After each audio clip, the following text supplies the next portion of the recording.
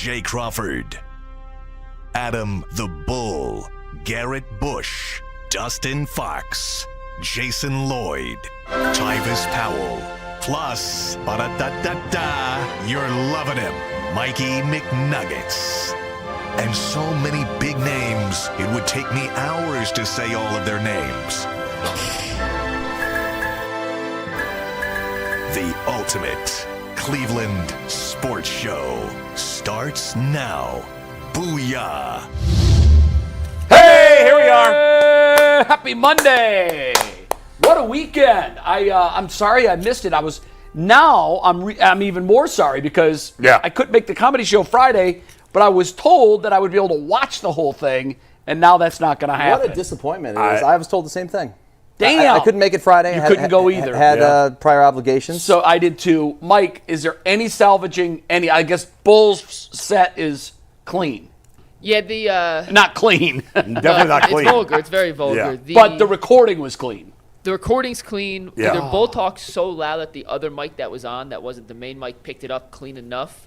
But Anthony's whole set, Cleveland Rocks, is playing beneath it, and you can't hear a word Anthony said. Steve was talking into a mic that was on in the venue, so you could hear everything fine live. So in real time, it was fine. Yes, it was a great night.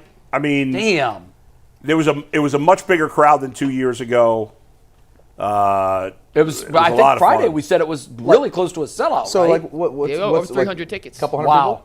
Oh, yeah, that was probably 300-400 people. Mike just said over 300 sold tickets. over 300 tickets. It holds 350 is all, right, I think? That's a really good turnout. Yeah, I mean, there's seats up on the second level that those were empty, but most of the first, the main area was full. That's amazing. What was the reception? Did anybody kill it? Did anybody bomb? Like, what was the review? Steve, should we look to you for an accurate assessment?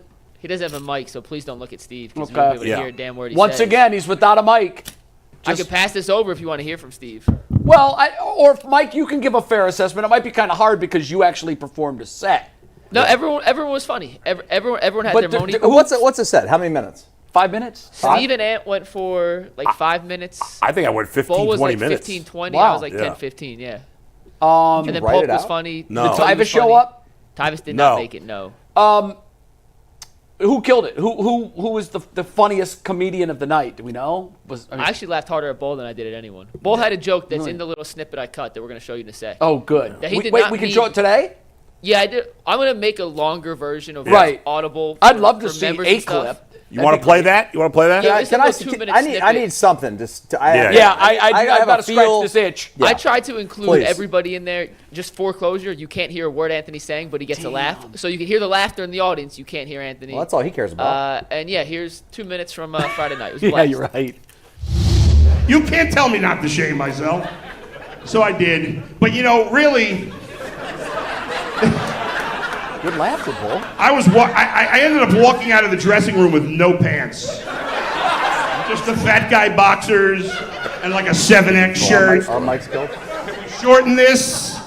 But then the next time I went was much better. I was gonna say, I like that Why? outfit. Fat guy. It's a good look on you. Not only a fat guy, Tyvis but a Powell. fat. It's good. Well, You get away with that? no, he wasn't actually. But I blew it. I thought I had a good. No, I don't know why you would have guessed this. Actually, there's no way you would have guessed what I'm about to say. He was fat and he was gay. You got to get the fat gay guy. I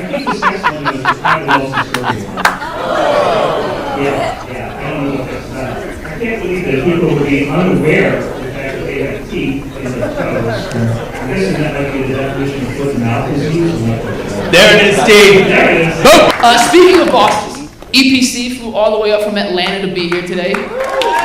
No, don't clap. I do 90% of his work and he gets 90% of my money. Do not clap for that man. No, honestly, Steve's the best. I don't know where I'd be without Steve. Well, that's a lie. I do. I'd have a bigger apartment, a nicer car, be able to take Gabby on better dates. But, no, Steve, thank you for taking a chance on me. I appreciate you. And let's just call it even for now. For now.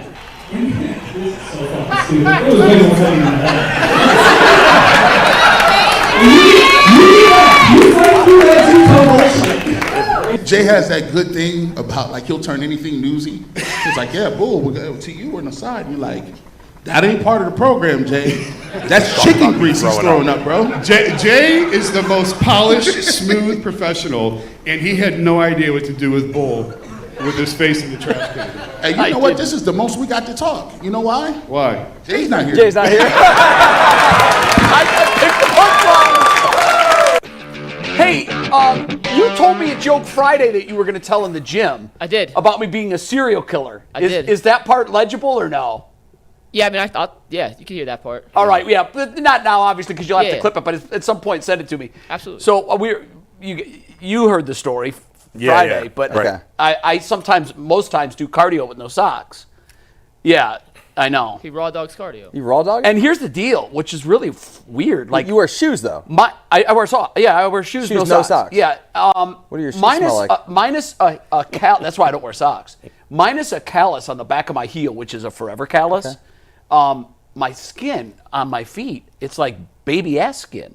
It's unbelievable. And I don't know why. But Mike saw me getting ready to work out last Friday, and he goes, dude, that's the stupidest thing I've ever seen in my life. You don't wear socks for cardio? No, I don't. No. So just last week, Friday, in fact, I put them on. Yeah. I put socks on because I changed Jay. How'd it feel? No different. Yeah. No different whatsoever. But he claims I'm a serial killer because I do cardio with no socks. What are you wearing? You wear socks right now? Yeah, I do with these shoes, but like 90% of the time, no socks. But if you were a serial killer, it would fit because people would be like, I would never have guessed that. Who would have guessed he was a serial killer? Yeah, you gotta see American Psycho. It's our deep secrets. Hey, so just a couple questions. Yeah, sure. Do your shoes smell? Oh, I don't perspirate as a rule. I just don't. Okay. I mean, I do sweat during a hard workout, but I'm not a profuse sweater, but my feet sweat like crazy. Your shoes have to smell like ass. They do. Oh God. But in my locker. You got some odor eaters? I have the powder. Yeah, it's odor eaters powder. Or whatever it is. And I have the odor eater slips in there. Yeah. No, there are socks here, I'd say. It'd be a lot simpler just throwing some socks. I know, it probably would be. Yeah. Mike, I just hate socks. I hate the feeling of it. They choke your foot. You know? Man, choke your foot. I get to each his own. Do you ever go sockless? Never. Not even only with okay. Summertime, I'll go sockless with some like boat shoes. I don't. The only time I wear socks in summer is when I'm playing baseball. Really? That's just about it. Yeah. The only time I don't wear socks is like with those like boat shoes or sandals. That's it. Flips. Or whatever. Yeah. I just like to let them breathe, babe. I thought Mike's best. But they're not breathing. Yeah, they are. Mike, you're into your shoes and into the air. Yeah. It's just a rough deal, man. Mike's best line of the night. He had a funny line about director Steve. That was. You want to recreate? Want to do it again? I don't know. You can't say it on. Yeah, it's one of the ones. It's exclusive. It was funny. I accused Mike of watching grandma porn. What is grandma porn? You know, porn with grandmas in it. Yeah. Gilfs. Wow. You've seen gilf porn, dude? Why would you accuse Mike of that? Mike, so I wasn't doing, like, Mike was roasting all of us, which was very funny. I told some real jokes and some roasts. And Mike he made fun of me, and I guess he was feeling guilty or something. I told him, make fun of me all you want, I don't care. Right. But he came up to me at one point, right before I went on, and he said, can you make fun of me too? You know? And I wasn't. I felt bad because he said you didn't. But I said 10 times, don't feel bad. I was not offended in any way. Right. So I said I knew that I was going to use that grandma porn thing, and I was like, all right, I'll just pick Mike as the person. Oh, okay, I see. You know, because it otherwise seems incredibly random. I started my set talking about porn. Oh, it was like when you went in the 80s and 90s, well, the 90s, you'd have to go to the video store and you'd go behind the swinging door, and that's where the porn was. Saloon doors. Wow. The saloon doors, yeah, of course. Yeah. Video time. Now Mike you don't likes leave to watch your grandmas do their thing. Exactly. But it was a great night. The fans had a great time. Yeah, it's awesome. Who's the serial killer here? Guy who runs with no socks, or the guy who likes to watch grandma get busy? Probably the guy who likes grandma. Yeah, that's concerning. I'm glad that he just randomly selected you and didn't randomly select me. Thank you, everybody that came out. We met so many people. Thank you. It was such a fantastic. Awesome. That's great. I'm glad it was a big success. Yeah. Was anybody nervous? Did anybody? I was gonna say, like, did you guys? You're never nervous. I wasn't nervous. No, I could tell you were very comfortable. Director Steve Mike looked very comfortable. Yeah. Well, because that's out of his element. What's funny is Mike's girlfriend told me before the show that he was nervous, but Mike said he wasn't. So I don't know. But Mike's done television, stand-ups on TV, and so I've seen some of the stuff Mike. You know does. what though? I give everybody credit that got up there and tried to get a laugh. It looked like J and G used the safety net, went together. Yeah. Oh yeah, for sure. They were playing clips. They played some clips from the show. That's the safety net way. What you and Mike, you're vulnerable, and Ant and anybody else, Steve. Well, Steve had props, kinda. It still counts. He was like Carrot Head up there. Yeah. Carrot Top. Carrot Top. Yeah, but But Steve and Anthony are not used to being the entertainer. They're not. I give you guys so much credit. It was impressive that they went up. Because to see the behind-the-scenes guy get up there on stage. Yeah. Oh, that's not easy, man. It's not easy. I still can't get over. One of the clips that Steve showed was like this person with 20 fingernails. And every time I think about his set, I think about that. That's why I didn't react before, Steve, because it was so gross. Oh, wow. So he went sick out. I'll be honest with you guys. I think Steve's the serial killer. Nah, Steve could be the serial killer. Steve could be the serial killer. That is true. I think true. he could be. I think he's into some weird if I'm shit. rating one-liners, and I don't see everything in the group chat, because usually when I catch up, there's like 48 messages, and I'm like, I can't go get them all. But I often will try to read and see if I can catch what was going on. And I think Steve is the master of the well-thought-out, one-line, funny stab. Especially with like a recall from the show, like a funny moment of the show. Yeah. I love, this has happened organically, but I love the fake hate between Steve and Tyvis. Right. No. Steve just said, oh no, it's real. That's what I love about it. It purports to be real. You guys really go after one another, but I know there's nothing there. There's nothing but love there between really everybody on the show, which is an amazing thing because we've been doing this 3 years. Bull, I think you guys are both equipped to. You're equipped to speak to this. Oh, yeah. I've never been with a group this long where there wasn't at least one relationship where you thought, yeah, they want to throw hands. They're pretending like they like each other. We all get along. Yes, it's a great place. I think that's why it works. I do. I think that's why it works. It's rare. I'll tell you that much. It is especially in this business, this industry. Oh that's my God. why, and it happened organically. Like there was no thought. Like let's put this great group of guys together. There's some acerbic personalities. There's some dominant personalities. I'm sure there are moments where everyone's like, okay, shut up, Jay, or whatever. But the funny thing is, like, I hope everybody recognizes that all of it is love. It's just like an amazing group, and that's why it works. And thanks to you guys, because you're I guess if there's 5 pieces, you're the 6th or 7th piece, the audience. Because without them, we got nothing. No doubt. So we got a big show for them today, so let's dive right into our first topic. After a quick word from FanDuel. March Madness is here, guys. FanDuel is giving you the chance to get in on the action like never before. Right now, new customers can get $200 in bonus bets when their first $5 bet wins. That is $200 extra bucks to use on everything from buzzer beaters to Cinderella stories. You can even pick who's going to cut down the nets. We are down to the Final Four. All number 1 seeds made it. You can pick who you think is going to win on FanDuel. Just visit FanDuel.com/UCSS and get it on the college hoops action all tournament long. We have some FanDuel tickets. We went long on the intro, so we'll do those in the second FanDuel read, but keep sending in those winning FanDuel tickets. We also got to get into the fact that Dustin's going for the Kyle Manzardo look. It is Kyle Manzardo. We talk Guardians in 15 minutes. Look at that. How did I not even notice? I didn't even notice. I was bored yesterday. Dude, there you go. We'll compare stashes when we get to the Guardians, but we got to get to what's the fancy. Let's have a Manzardo mustache contest. I think it's not a bad look. It's a great look, and I think we should have a Manzardo mustache contest. We need to. Where viewers grow the Manzardo. We need to make that a thing in Cleveland. Yes. Because it fits us, doesn't it? Yes. It does. It fits Old Chicago. school. It fits Cleveland. Yes. The mustache.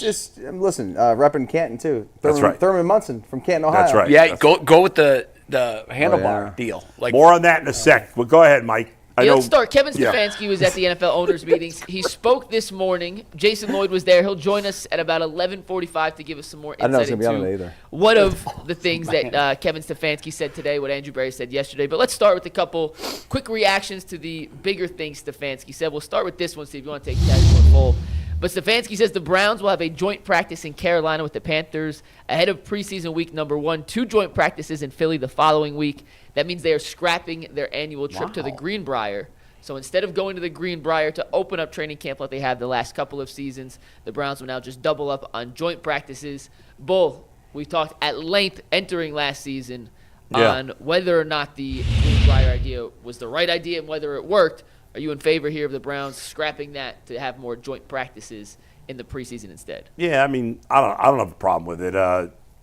It's better reps. Man. We felt like the first season they went there 2 years ago that it was a positive, and guys talked about it.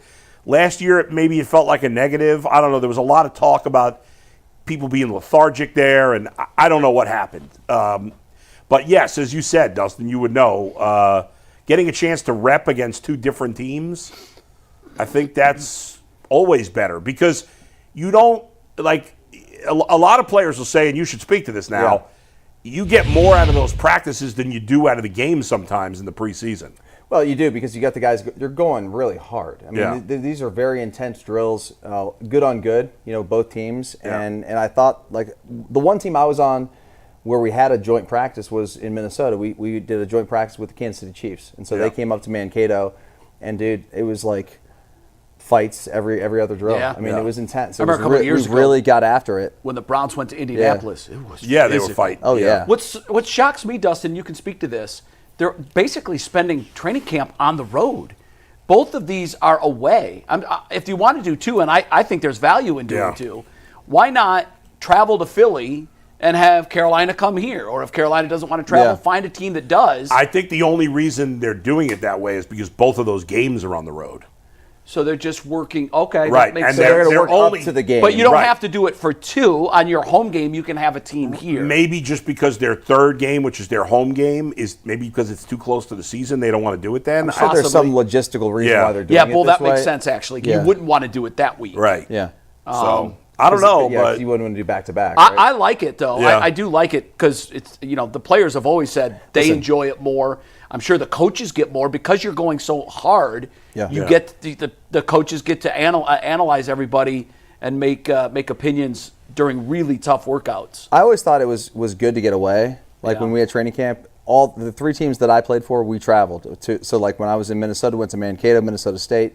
When I was in Buffalo, went to St. John Fisher College, which is in Rochester. Yeah. And when I was in Philadelphia, we practiced at Lehigh, Yeah. which is in the Valley. I mean, it was really hot and great campus, all that stuff. But I mean, we got away from being our home environment. Yeah. And for whatever reason, last year the Greenbrier didn't seem to work that well with the Browns. Right. Maybe it was just honestly they weren't a good team, and they weren't ready to be a good team, and they were sort of exposed. And I think everyone down there, like there were the media members that I talked to that went last year to the Greenbrier, all were like, yeah, something's off. Like they like Zach Jackson was telling me they're not going to be good. He knew that like week 2 of training. Well, camp. that's something. And so I just think that we were all buying into them being this great team, and like Deshaun was going to have some great year and all these things, but it fell short. But the previous year was great. Yeah, what's funny is you take one item, it's the same item, the trip to, having camp in West Virginia. 2 years ago, it was the elixir for a great season. Yeah. And Right, last yeah. year, a lot of people were like, I don't think they were blaming the bad season on it, but Yeah. because they went there and had a bad season, now they're like, yeah, we're done with that. By the way, they're also going to a resort. Okay. Yeah. Yeah. And like I went to Maybe you wanna go a to a- college campus where I stayed in a dorm. Yeah, that's better. And it wasn't the most ideal. The veterans didn't love it. They didn't No, like but being away. it's- But I thought it was really good for everyone to bond and like, dude, I'm in a dorm room sharing a room with a stranger. We're adults, grown men, Yeah. and we were sharing a dorm room, and it's like college again. And it was to me as a young player, it kind of felt like, yeah, this is how it should be. That's how you bond, right? Yeah, right, exactly. Yeah, not by going to a 5-star. Yeah. No. Yeah. I remember when I was in Tampa, the first couple of years I was there, they trained at UT, which, we're talking super small dorm rooms, 2 to a room. Yeah. Beds that looked like they were built for regular people. I mean, they Yeah. weren't built for Warren Sapp. Right. And after a couple of years, they decided that they were going to take it to Disney, which was an hour west or east and in Orlando.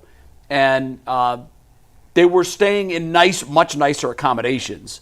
It wasn't one of the resorts at Disney, but it was still a much nicer accommodations. And there was just a different feel to training camp. It was just altogether different. One, they were bonding in a different place. I think that's always good. Yeah, I think it is too. I don't know how it was down there for those guys, but I mean, if you're like, were they staying in the property like with other guests and stuff with the resort? Do you guys I'm remember not sure. how it was? I don't know. I not can't sure. imagine that resort is gigantic. I can't Yeah. imagine. Yeah, I've never Probably been. I heard put them so. all in one Everybody. building or Probably. one area. Probably, yeah. Yeah, because I mean, can you That imagine would how be weird weird it'd if be? you- You go Yeah. down for dinner and you're like, Hey, I'm sure- Myles Garrett. No, I'm sure they separated them, but I just wonder how much access they had to the actual resort, being that's around true. people that are on vacation, essentially, as opposed When to. Jason comes on 11:45, we could ask It's a good him. question He to was ask at him. the Greenbrier He was there. when he was down there. Yeah. Yeah, another Yeah. thing Stefanski said, he was asked about Kenny Pickett and how that trade came to be, and he admitted the Browns were the pursuers of that trade. That wasn't Philadelphia reaching out to Cleveland. Right. It was Cleveland reaching out to Philadelphia. They liked Kenny Pickett. This is what Stefanski said in regards to their newest quarterback. Quote, very excited about Kenny. We've had him in our building and liked just the brief time talking to him, understanding what he knows about this game and how he's been coached. I caught up with some of his former coaches in Philly, and they filled me in the type of person, type of player he is. So excited for Kenny and the opportunity to see what he's capable of. He's got the right makeup for it. Now, obviously, what else do you expect him to say? Yeah, I mean, or are you that's- buying any of the hype that Stefanski is giving to Kenny Pickett this early on in the process? Zero. No, that's just coach talk. I mean, well, you know, we've seen Kenny Pickett play. Again, some people like him, think there's still some potential there. And he, as of now, he's going to get a chance to compete. Sure, there's no short starter, but Does it give you pause at all, Bull? And I'm not saying that it gives me pause. Yeah. But I'm wondering, based on what happened last year with Sam Darnold, yeah, Sam Darnold's stock is where Kenny Pickett's stock is. I thought he was done. The day he came out and said, I was seeing ghosts, I'm like, that's it, career over. Yeah. He'll never bounce back from that unless he gets a lobotomy. Yeah. And he went to Minnesota, and they're 14-3, and he resurrects his career, and he gets this huge free agent deal.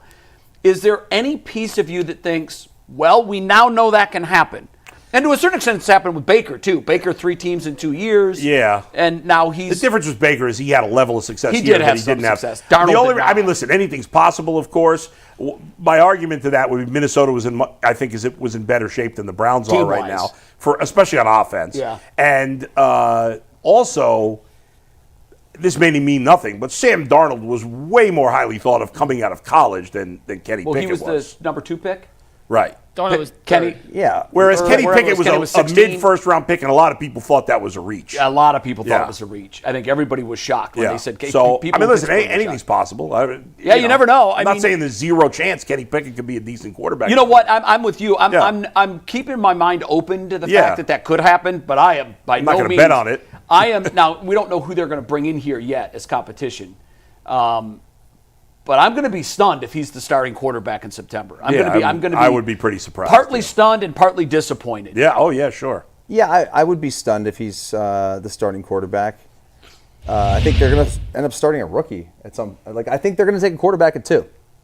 That's going to be my take until they don't. Yeah. And I think that player will probably end up being the starter week 1. That's just kind of how it goes. I don't think I'm out on a limb saying that. No. I don't think it's a crazy take. It's I mean, if typically they take it- it's typically what happens. Yes. Yeah. in this Absolutely. league. Sure. Yeah. So, but Pickett's here. He's a veteran. He was a talented college player. I think I did 1 or 2 of his games in college. I mean, he's an athletic guy, tiny hands. We know there's tiny hands, Yeah, right? that's a So problem. that's a big concern. Aditi loves him. She swears he's going to be good. I've heard he's Yeah. a great guy in the locker room, good Yeah. leader, all those things. So there's no negatives to bringing that guy into No. your building Right. No. in terms of that. And if he was a good college player who got drafted in the first round. So there's Yeah. some ability there. Sure. We don't know how much is untapped and how much has already been tapped into. Yeah. We'll find out. Yeah. Steve, can we get the last picture that you had up of Pickett? Can you call that up again? Do you remember which one it was? Or What is the last picture? Because it's on a rotating. he was in an Eagles uniform. It was a close shot of him. With the gloves on. You notice something? You might not be able to get that back up, or any picture. You I want to guess. show Just some any- tiny hands? Just take it full, Steve. No, Just what take I it. wanted to point out, if you can, not here. Here's the next one, the I Kelly think they Green, cycle and through- the Kelly Green one. Yeah, the Kelly Green one. What I couldn't help but notice was that Does he have a mustache too? you're kind of stealing his look. Yeah, that too. Dude, we're all going for a poor man's Morgan Wallen, dude. That's all it is. Yeah, you know what? Now that you mention that, you're right. Poor man's Morgan Wallen. It's the mullet Yeah. with the stash. Yeah. Bro, I'm just trying to be cool, like But, for my but kids. you can pull it off. Do it by all Yeah. means. You're wearing the Do Eagles it. green too, so. Yeah. Yeah, I think I it can't even works. tell. Is this green? His hat's green? Is it? I think so. Is it green? Yeah. I think I'm I see colorblind, I a don't tinge of know. green in there. It looks black to me. A little bit of green, definitely green in your shirt. Yeah, I'm colorblind. You're kind of like Damn. the UCS Yeah. version of Kenny Pickett. Yeah. The Or Kyle next thing that Manzardo. Stefanski said, I thought this one may be the most interesting of all the tidbits he kind of gave, but he mentioned the private workouts they're going to hold with Cam Ward, with Shador Sanders coming up. They had one with Jackson Dart. He was asked how they prepare those, how they run them, and this is kind of what he said. This is from Daniel Yefusi of ESPN. Said, a little insight into the private workouts the Browns have with the quarterback prospects. Stefanski said, Reese and quarterbacks coach Bill Musgrave run the workout, but Stefanski is, quote, as close as you can be without getting in the way of the quarterback. He talked about how what they like about these private workouts is they can throw variables into it. They can give little coaching points along the way to see how guys react to in-the-moment coaching. They'll change the script just to see how they adjust on the fly. But the fact that Reese and Musgrave are more running those workouts than Stefanski Berry has them, I don't know how they work. I'm not sure if that's normal, unnormal, but I thought it was kind of interesting and actually a pretty good idea to let the guys who will be working with this individual player one-on-one, his position coach and the offensive coordinator, be the ones to get the first-hand, on-hand experience with the quarterback prospect. I would think there's meetings before the actual on-field workout where Stefanski, if he wants to see certain things, can give those guys guidance. But what I've always liked about Stefanski is he lets his guys coach. He'll let them coach, and I think that's a good thing. They're going to be the ones working with whoever the quarterbacks are on a daily basis. So no doubt these private workouts are the most meaningful for the teams because that's when you're spending one-on-one time with the players, you're getting to know them. I mean, we get so worked up about the measurables, about how fast they run or how high they jump, but you got to know a player. You got to know what's in his heart as much as you can. Like, does this guy love football or is he just doing it for the paycheck? I did a few private workouts when I was coming out, and it was really good for not just for them probably to evaluate me as a player, but it was good for me too, like to get to know. Like, I'll never forget Nick Caserio. You know the name Nick Caserio? Yep. Yeah. At the time, he was like a scout or whatever for the Patriots, and so he came to Ohio State to put me through a workout for the Patriots. It was just me and him. And I got to know him a little bit. I felt very comfortable. I felt like he was, I don't know. It wasn't the poking and the prodding and all the things that it felt like at the combine. Was it more personality? Yes. Yeah, okay. And then we did the drills on the field, and it wasn't like crazy long. I didn't have to run a 40-yard dash or anything like that. All those numbers I stood on from the combine. Right. But it was a really cool thing to go through the drills, to see how they ran their drills, because the Patriots are a certain way. I always looked up to how they did things. And then spent a lot of time with him in the film room after, like at least an hour and a half, breaking down tape, watching me, going through a lot of stuff. I also thought it was very fascinating. They put on the tape of me playing special teams in college. And I was like, why are we watching that? And they're like, because we want to know. Can you play special teams in the league? Because like most rookies have to play special teams. Yeah, especially I wasn't going to probably be a first-round pick.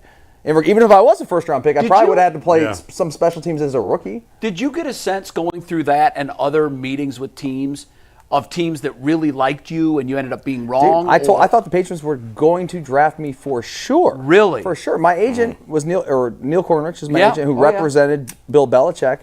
And I had like all these relationships with the Patriots organization. Wow. I thought it was really going to happen for me. I had What round did you go in? Third. Did you get the sense, had you not gone there or later in the third, that New England would have taken you? Yeah, there was a kid, Ellis Hobbs, from Iowa State, a corner, who got drafted. I think it was right around where I was. By New England. By New England. And I thought that was going to be me. Oh, wow. Okay. Yeah. Would you, I mean, hindsight's always 20/20. And we've talked before about how you think, for you it wasn't the fit. It just wasn't. No. Even because there was more of a personality fit, too. Right, It was a bunch of just bad guys. Do you wonder how things would have been differently? I'm sure you do, had you been taken by the Patriots. You're asking a question you know the answer to. Yeah, I know I am. Yeah. I know I am. I think I wanted you to expound on it. I can. For sure. You don't think I have regrets about and think about what could have been? Of course I do. Everyone does. Yeah, well, that's not even part a of being a human. regret. Yeah. That's just, that's the universe. That's the way it unfolded. It's like, but the reason I ask that is because these players, we always talk about them as commodities. Mm-hmm. And I think sometimes, and that's why I'm glad you're here, I think sometimes what we forget is there is a very, very personal side to all of this. Shedeur Sanders is putting on this tough front, I'll go wherever I go. But, he's a wreck right now. Cam Ward might be a little more relaxed. I think he feels he's going number one.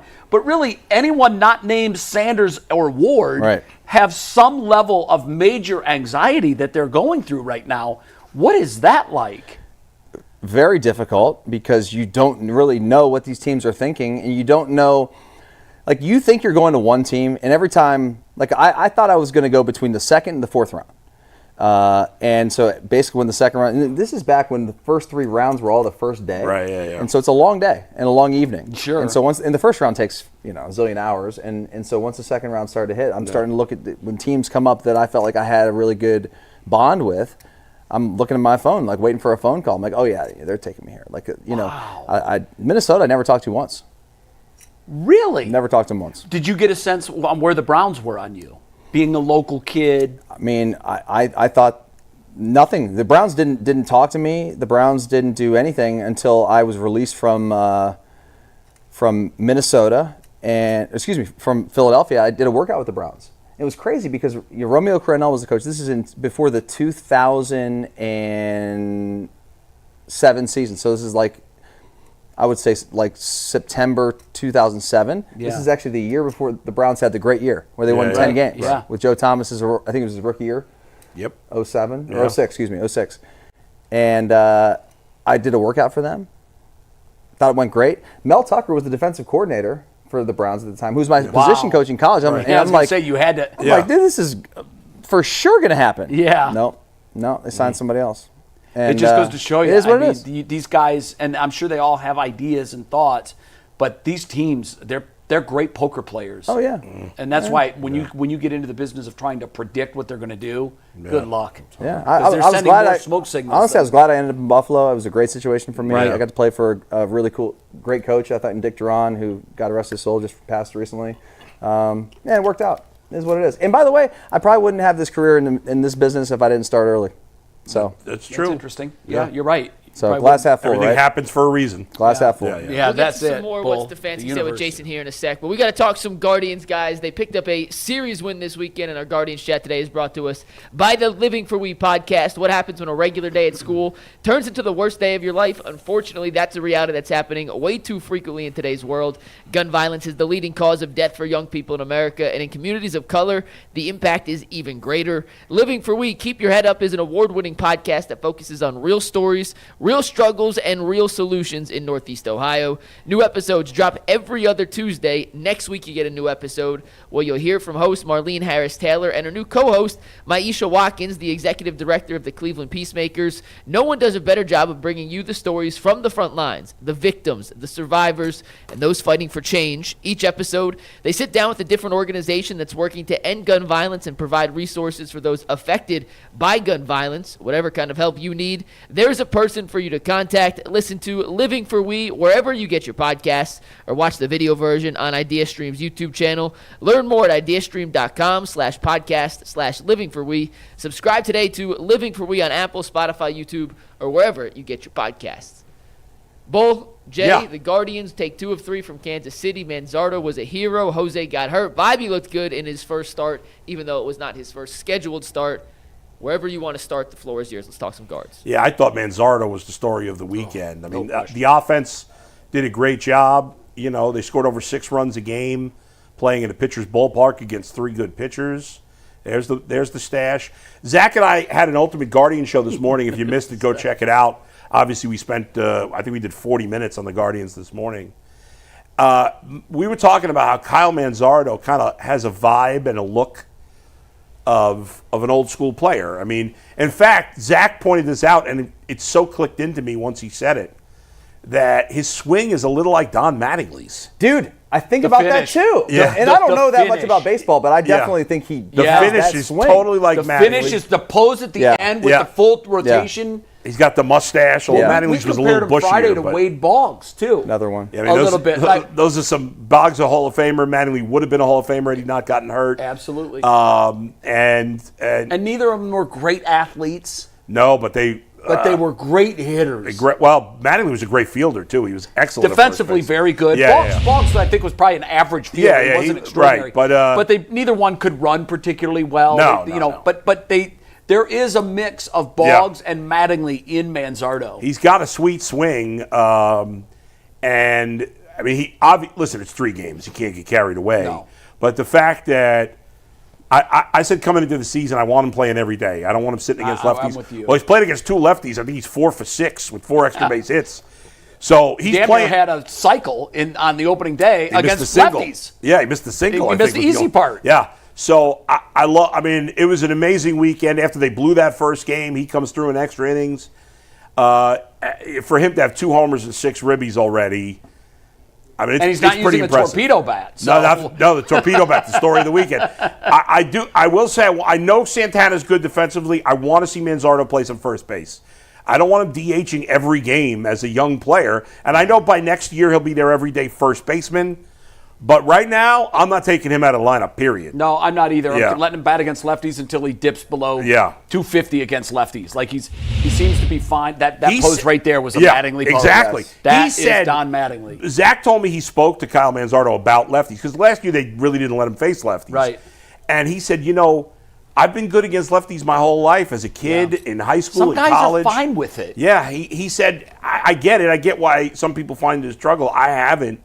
And, I mean, listen, the Guardians don't have enough consistently good hitters that I'm going to take this guy who's off to a great start with a lot of talent because out of the lineup. The question, Bull, is this. Yeah. Is whoever we're going to put in his spot against the lefty today a better hitter than Kyle Manzardo? No. I don't know who that would be. It's not like Kyle Manzardo's coming out of nowhere. He's been a highly regarded prospect when he was in Tampa. The Guardians traded for him. By the way, did you see Savali got tagged again? Crushed. He may be hurt. Yeah, I know. I think something's going on. Yeah. So, so he, I mean, it was great. That was the biggest takeaway of the weekend. I'll go in different areas because I don't want to repeat what you said, although I agree with all of it. Yeah. I think Manzardo was my headline. But I had some other headlines, and I don't know why, but I'm focusing more on the negative. Class A? I'm gonna clump the bullpen. Okay, in there. Like, we've talked over and over again, and the hardest thing to do in baseball is to repeat a great year from your bullpen. Yes. It is not so easy to just, we're going to throw those guys out there again, and they're going to be lights out. I hope this isn't a trend, but I'm developing a bit of a theory. I talked to a lot of guys in the offseason about usage. And how baseball, I think, more than any other sport, you are a creature of habit. Mm-hmm. You know when it's the 9th inning, you're coming in if you're Class A. You know if it's the 8th inning, and you know the situation. Not every time in the 9th, it's got to be the right situation. But you get drilled into this ritualistic life. I think baseball players are more superstitious than any athlete.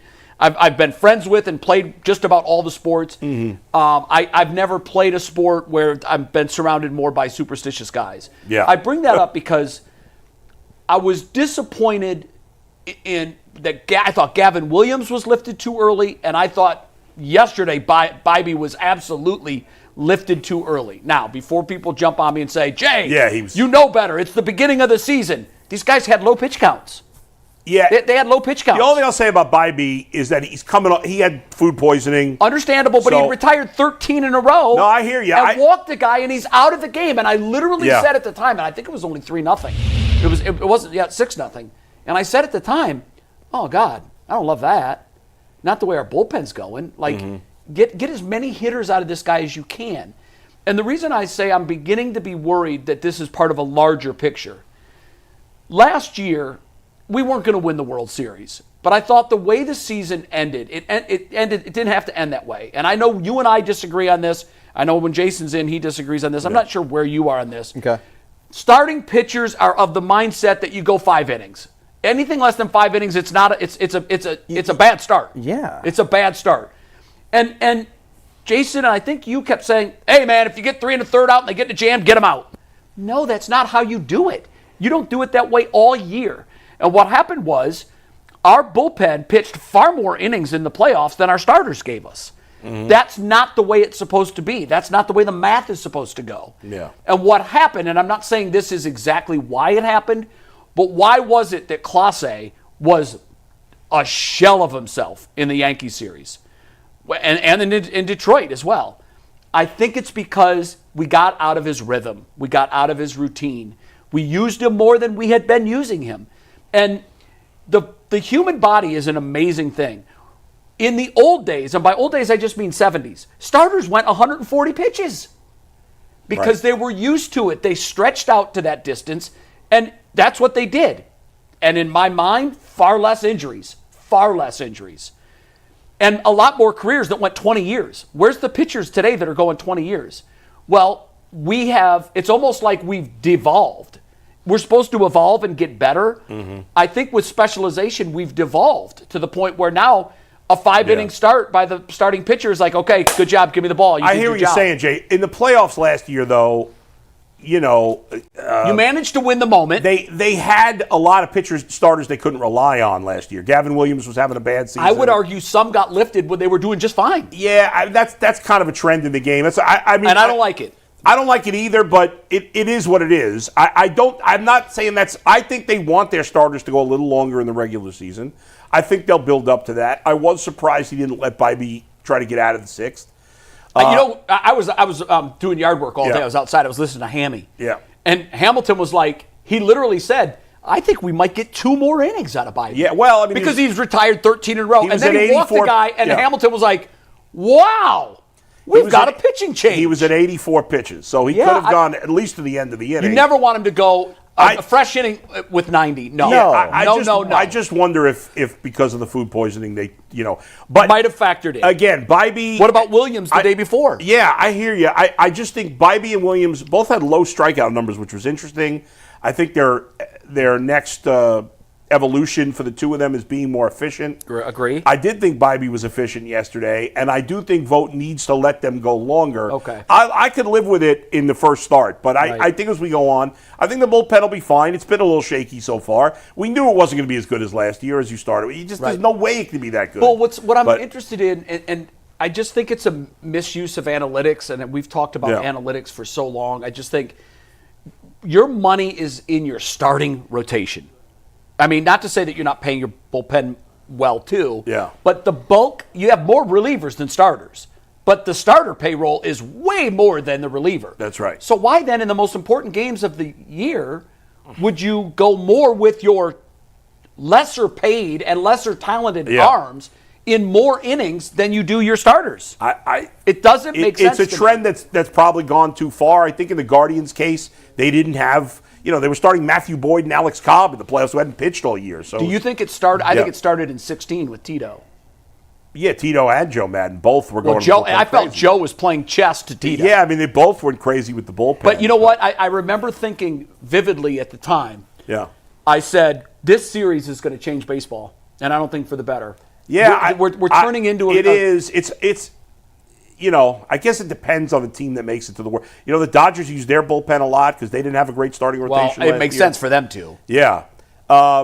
So we'll see how the season goes. I don't want to overreact to the bullpen based on one weekend. Yeah, I don't either. But I am a little concerned about Jose's wrist. Yeah, I was going to say. Yeah, let's talk about that. Because he says he's fine, and they didn't make any roster moves. Like I was thinking yesterday, maybe they'd call up an infielder and send Rodriguez down to have a little depth there. What worries me is Jose plays through everything. Yeah, he does. And we've seen him thumb surgery a couple years ago. Yeah, right. And he played with it the whole. He doesn't say a word about it, man. No, he played with it the last 2 months of that season. It was terrible. So I'm hoping this is not something he's like, well, I'm going to play through it. Remember that year he had no remember the second half of the year he was terrible. I know. Was that 22? Well, that was the thumb. I can't remember. As soon as the season was over, it came out he needs thumb surgery. Right. And then we were like, oh, that's why he stunk the second half of the year. Right. And I would much rather, because it's April and it's cold. Now they're going to San Diego and then Anaheim, so they're not really going to be dealing with cold games. Right. But they come back here April 8th. The forecast for opening day is 42 and cold and rainy. Yeah. So there you go. Yeah. I don't know. I mean, it maybe it really is nothing and it's not serious. But I'm going to ask you a question. You're going to look at me like I've got 5 heads because there's no sample size.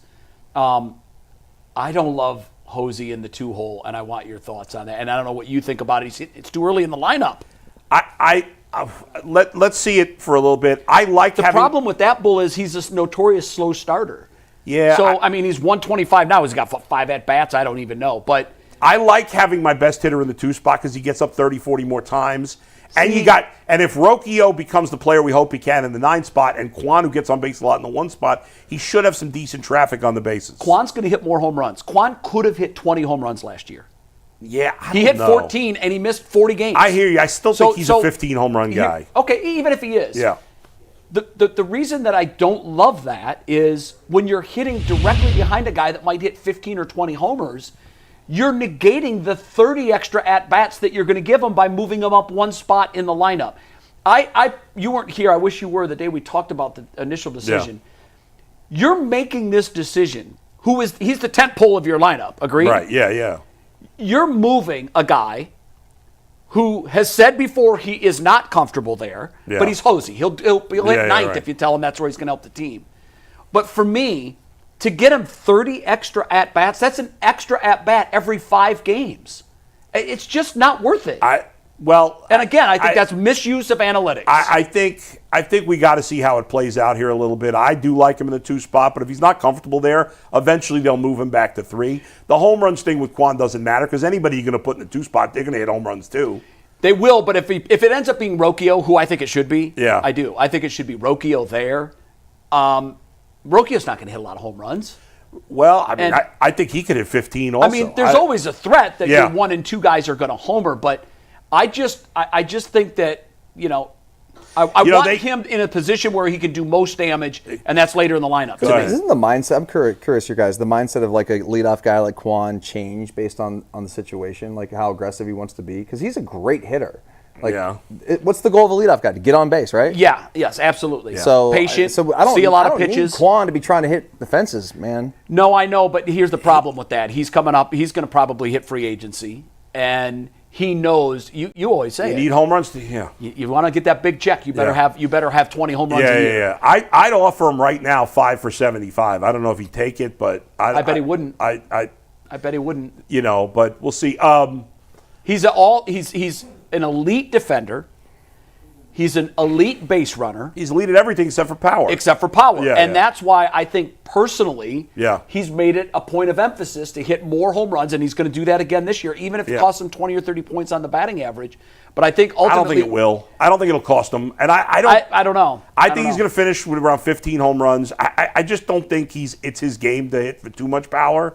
But he'll turn on it. If he gets that inside fastball, he turns on it. That was the home run there.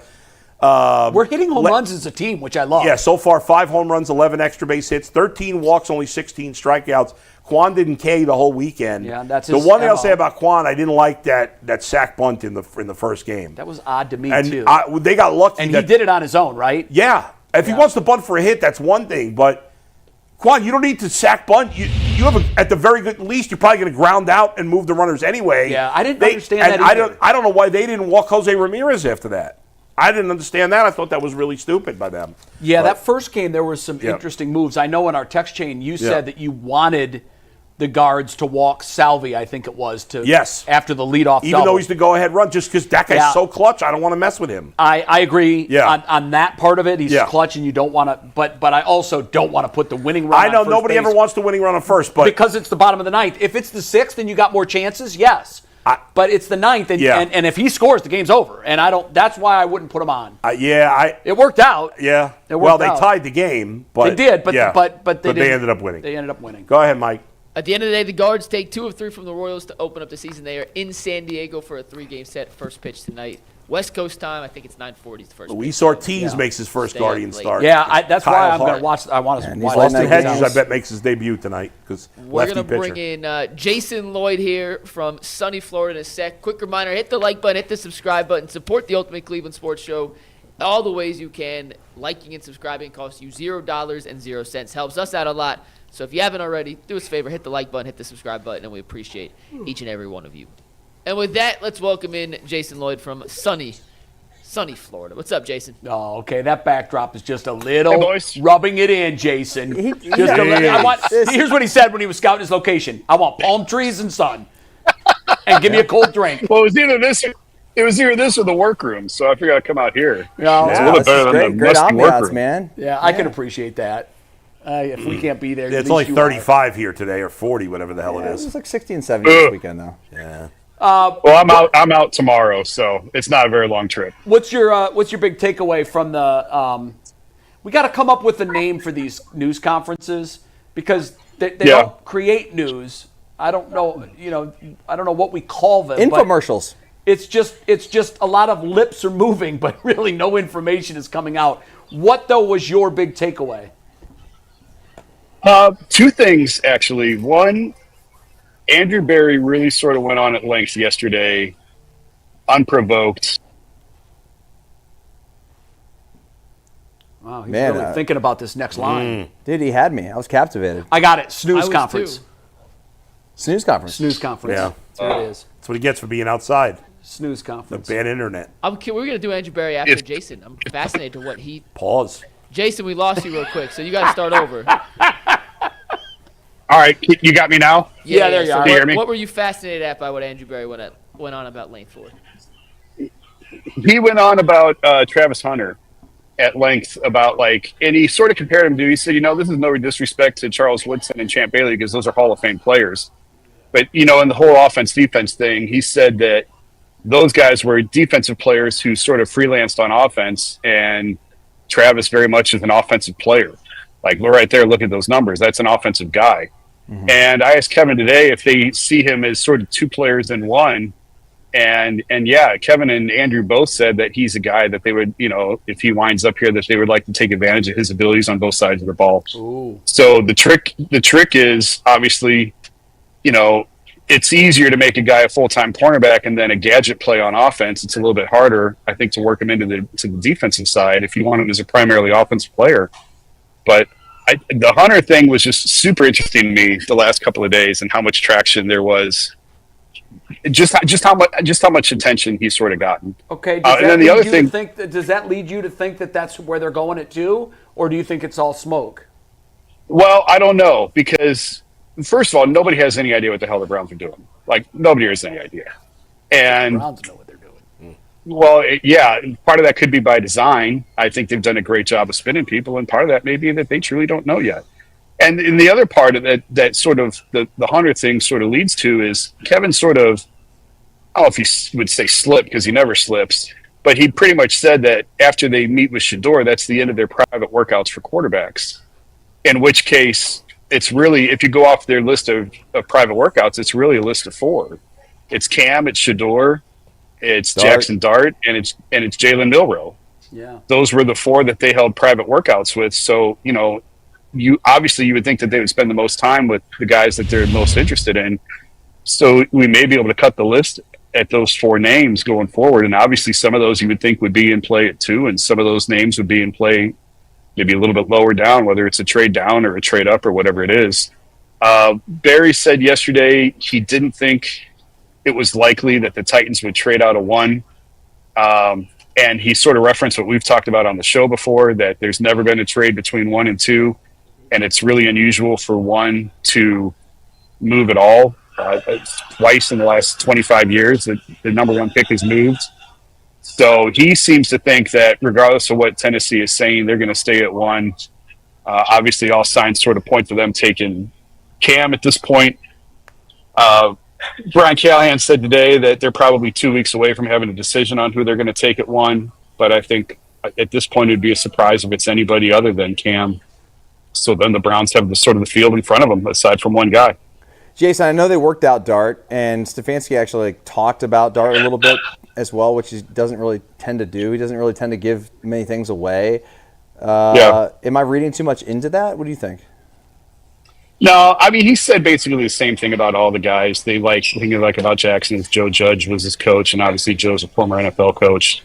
So they think he's had real quality coaching.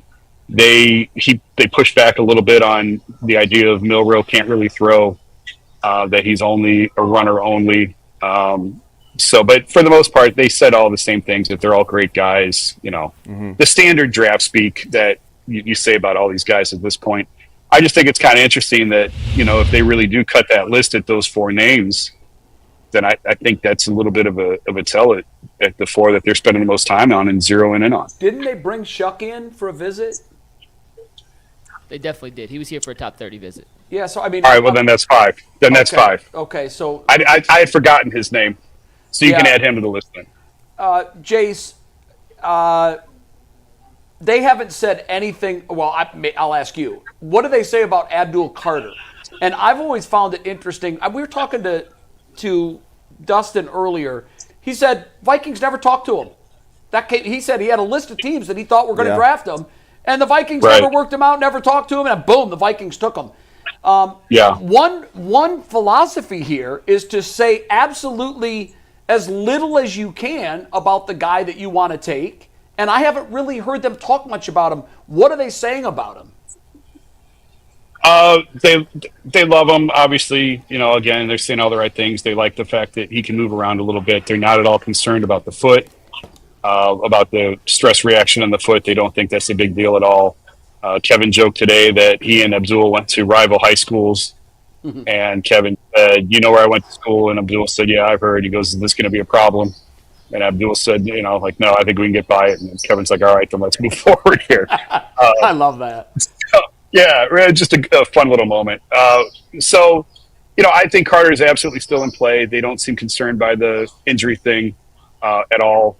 And I don't know. I think Carter's still an option, but this Hunter thing is just sort of stuck in my head right now. Okay. Jason, obviously we've talked a lot about what these guys have said in press conferences, but you do your best work behind the scenes in private conversations. So what are some of the rumblings you've heard behind the scenes at the meeting so far involving the Browns? Anything of note?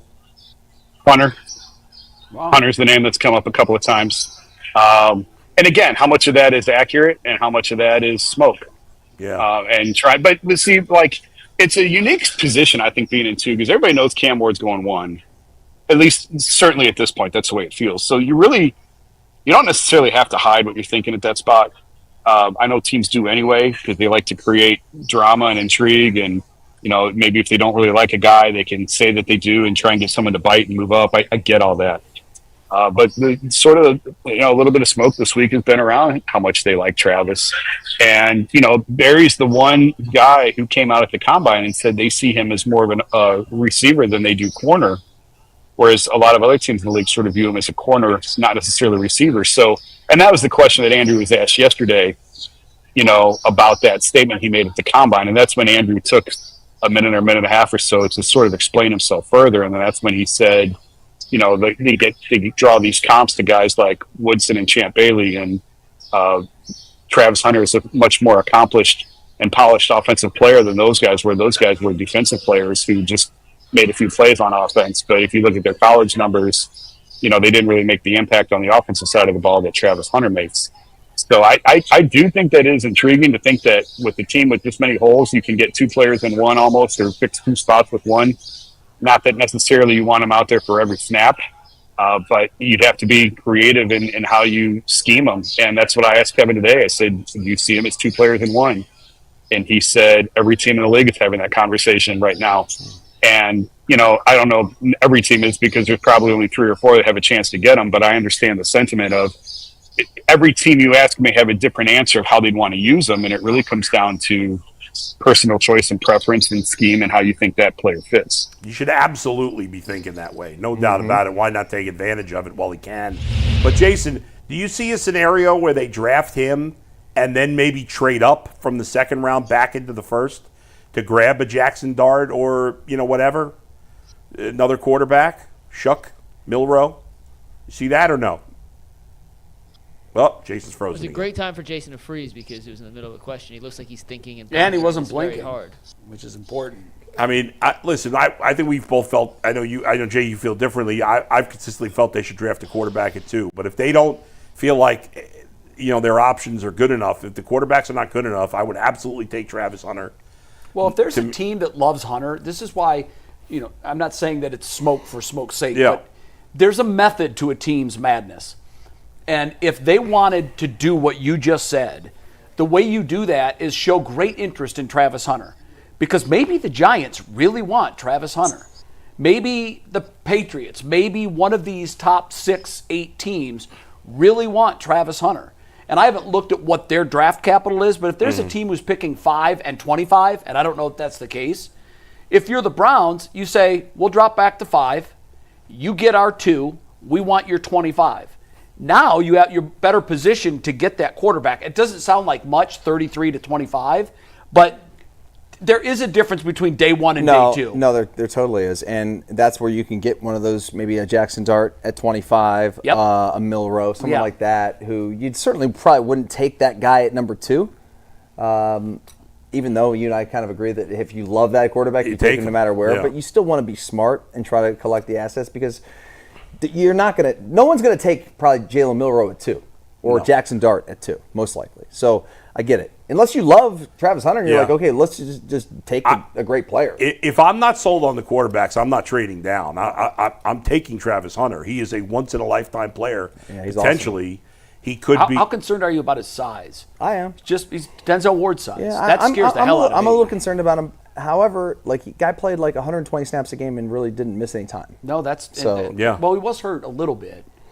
I think he had a shoulder. Yeah, but that was late in the year, and I think they just held him out for precautionary reasons. He didn't miss a lot of time. He played 120 plus snaps a game. That is impressive. And look, I love the 2-for-1 notion. Yeah. How much he's going to do that. We're going to talk later in the show about how difficult that is. There's a reason no one's done it. By the way, take less hits at receiver than you would take being a corner. Here's the good news for him. And I was going to save this for our discussion at the end of the show, but I'll just tip my hand. Those are low collision positions. It's not like he's playing offensive line and defensive line. Hell, it would kill you. Yeah. I mean, you're getting pounded on every single play. You can play wide receiver and get hit 3 times in a game. You can limit the amount of times you get hit as an offensive player. As Absolutely, opposed to a defender, you can. If the ball doesn't come your way, you're blocking. How hard are you blocking? You have no idea if you're a corner and all of a sudden you're playing cover 2 and you're covering the flat and you're heavy in run support and all of a sudden you got, you name it. Kyle Juszczyk coming out in the flat, and you got to go take that guy down.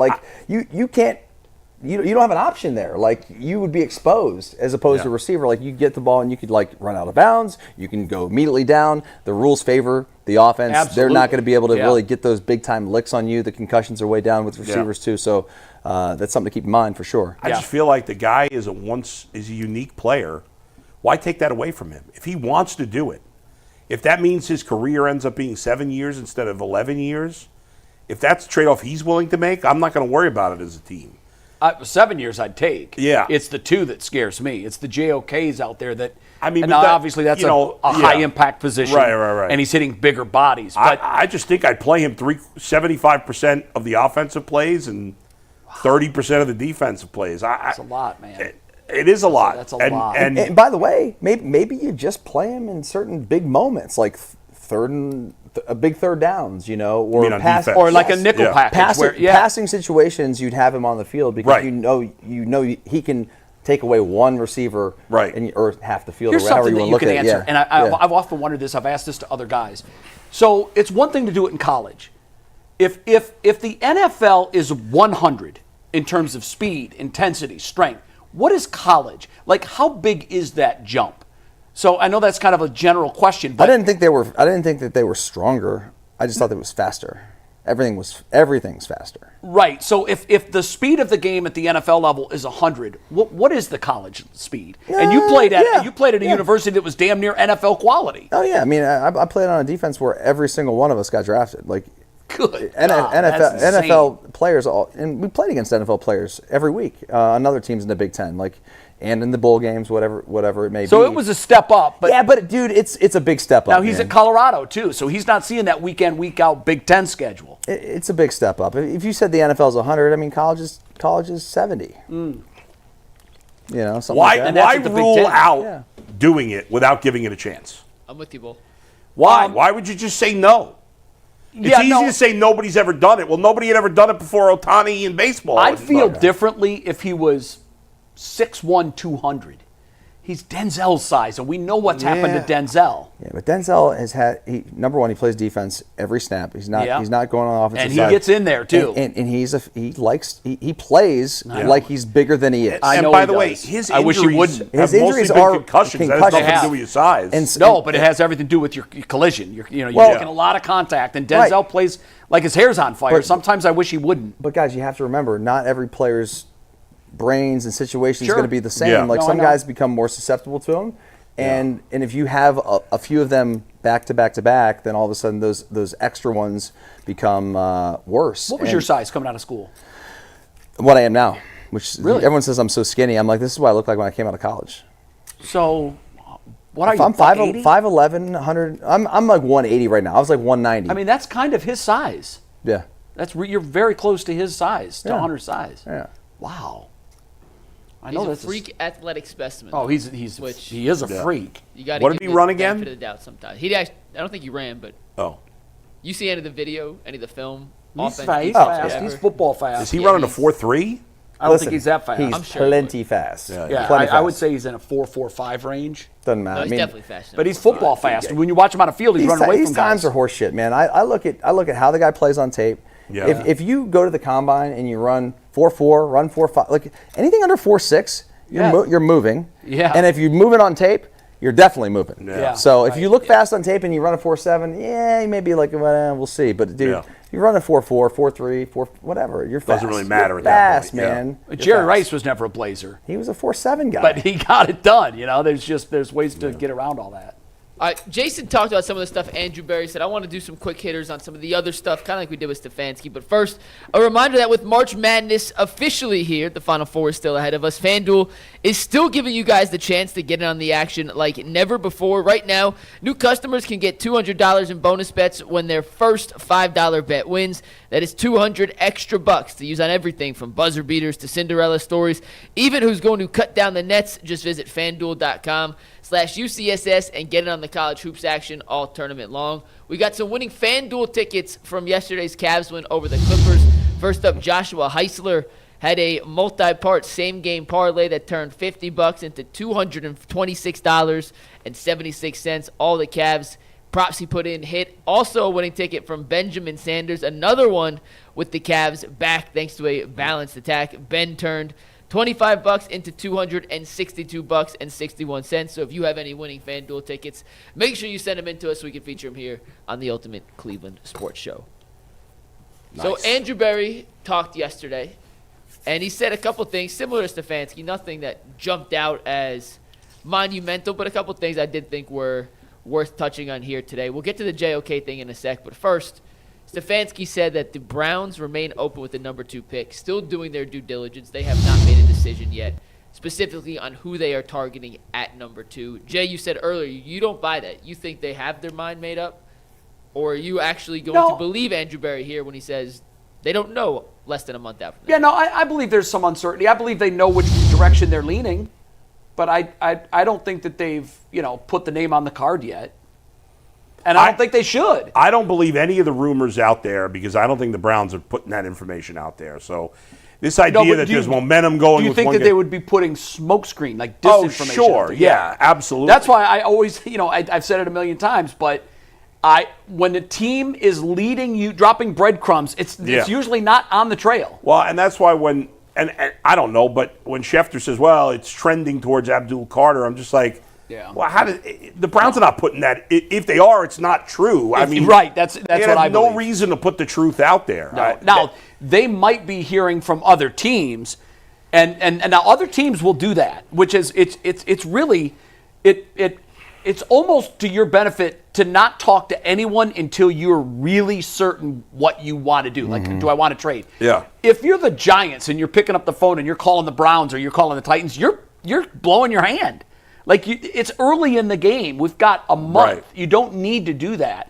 What I've learned before from guys like Schefter, he learns more from the other teams in the league about what, like in this case, the Browns. Yeah. He knows that he was one of the guys that told me if their lips are moving in the pre-draft season, they're lying.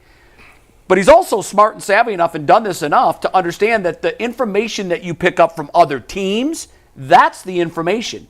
Right. Now, they can also throw you off track. That's true. But a lot of times, if he talks to the Eagles, the Vikings, and the Chargers, and all three have sources in their organization that say, I can tell you what, man, the Browns, that they're infatuated with Abdul Carter. Right. Because they talk at dinners and at the draft combine over drinks, and that stuff slips out. So when Schefter reports something like that, he's not getting it from the Browns. Right. He's getting it from the other teams in the league. Right. The one thing I'll say, though, is like the Browns are basically bad at everything. But the one thing they're good at, the one thing they've actually been good at is keeping things quiet with this current group. Like that Myles Garrett extension, that came out of nowhere. Yeah, you're right. We hadn't heard a single rumor about a Myles Garrett extension.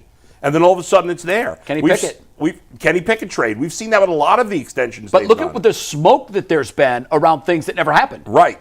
Yes. I mean, we've. Well, then Shedeur Sanders is not coming to Cleveland. It could be. I don't know. No, who knows? It's silly season. Do they know who they're going to pick? No. Do they probably have a good idea? Probably. That's where I am. I'm sure they've got it down to a list of 2 or 3 players, probably. And I think they've made the organizational decision that, and I'm just making this up, the quarterback we need is not in this draft, so we're not going to overreach. I'm making that up. I'm not reporting that. What I'm saying is, likely, they've made those judgments. They haven't made the judgment that it's got to be a defensive end or it's got to be a wide receiver cornerback combo. But I think that the big treetop stuff, and they've probably scratched some guys from their list. That's where you start. You make a list of your needs, then you make a list of the players that would fit those needs. Then you start crossing off names. Not this guy, he's not our guy, or because they've either a physical trait they don't like or a personality trait they don't like. But they do start scratching names off, and they slowly whittle it down until there's one name left, and that's when they turn in the card. In terms of relating this to football, it's just like how they game plan for a game. Okay, on the big Waffle House menu where they okay, it's 3rd and 7. Okay, 3rd and 7. Okay, I'm gonna pass. So they've got a list. So they know exactly what scenarios could happen. Right. And then they got boom, boom, boom. So they make it easy. The prep that they're putting in now is going to make it very easy for them on draft night to make that decision.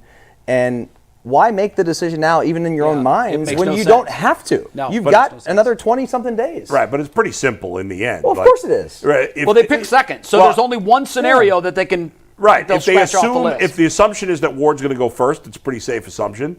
They've got their next question is, do we like Shedeur Sanders enough to take him at 2? That's the because question. if you do, it's a no-brainer you take him. That is the question. If the answer is yes, then the decision is made. If the answer is no, then you're deciding probably between Carter and Hunter, and that's right. But it's still like the choose your own adventure books back in the day, where you don't know where it's going to go because all of a sudden, what if the Titans don't take Cam, what if the Titans trade out to somebody else? And you have to be ready for every possible scenario. But there are less things like that. Yeah, there's fewer. Like if you're picking 13th. My God, you've got a list of 30 guys. You better. Yeah, you better. Maybe now, 50 guys. The one thing, Bull, you said there's 2 scenarios. There's if Ward's there and if he's not. Yeah. The other scenario that exists, and this is a very serious scenario, I don't know what the Giants are doing. Are they being run? Does Haslam own them too? What are the Giants doing? So they have Russ Wilson and Jameis. They also have Jameis Winston. And there's heavy smoke coming from New York that they want a quarterback in this draft. Right. So what if they want Shedeur and the Browns are savvy enough to put, we're going to take Shedeur at number 2 out there. Now, if you're the Browns, you can say, okay, New York, we're going to swap 2 and 3 so you can get your guy, but we want your 3rd, or we want some other asset. Yeah. So that's another scenario that they have to be thinking about, like, how much do the teams that pick 3, 4, 5, and 6, because those are realistic dance partners, how much do those teams want one of the guys that is still on the board? And if it's 6 and they are in love with Sanders and they're thinking, no, he is our guy, these other teams aren't sure, we're going to go from 6 to 2 to get our guy. If you're Cleveland, hopefully you've already had some of those conversations with those teams. But the reason why it's always a fire drill after that name is called is because now the action gets hot and heavy on the phones. Right. Now the GMs are calling. Now, the Titans could be doing the same thing for the first pick. Well, they are. I mean, they've already said we'll listen to trades. You'd be stupid to announce who you're going to take right now. It's happened. Now, in years where it's Joe Burrow, okay, I'll play your silly game. Yeah. But in this draft, it would be absolutely counterproductive for Tennessee to do anything other than what they've done. They've come out and said, we'll talk about drafts. Right. That tells me they don't love someone that's there, or it tells me they love someone that's there, but not so much that they wouldn't be able to move if the price was right.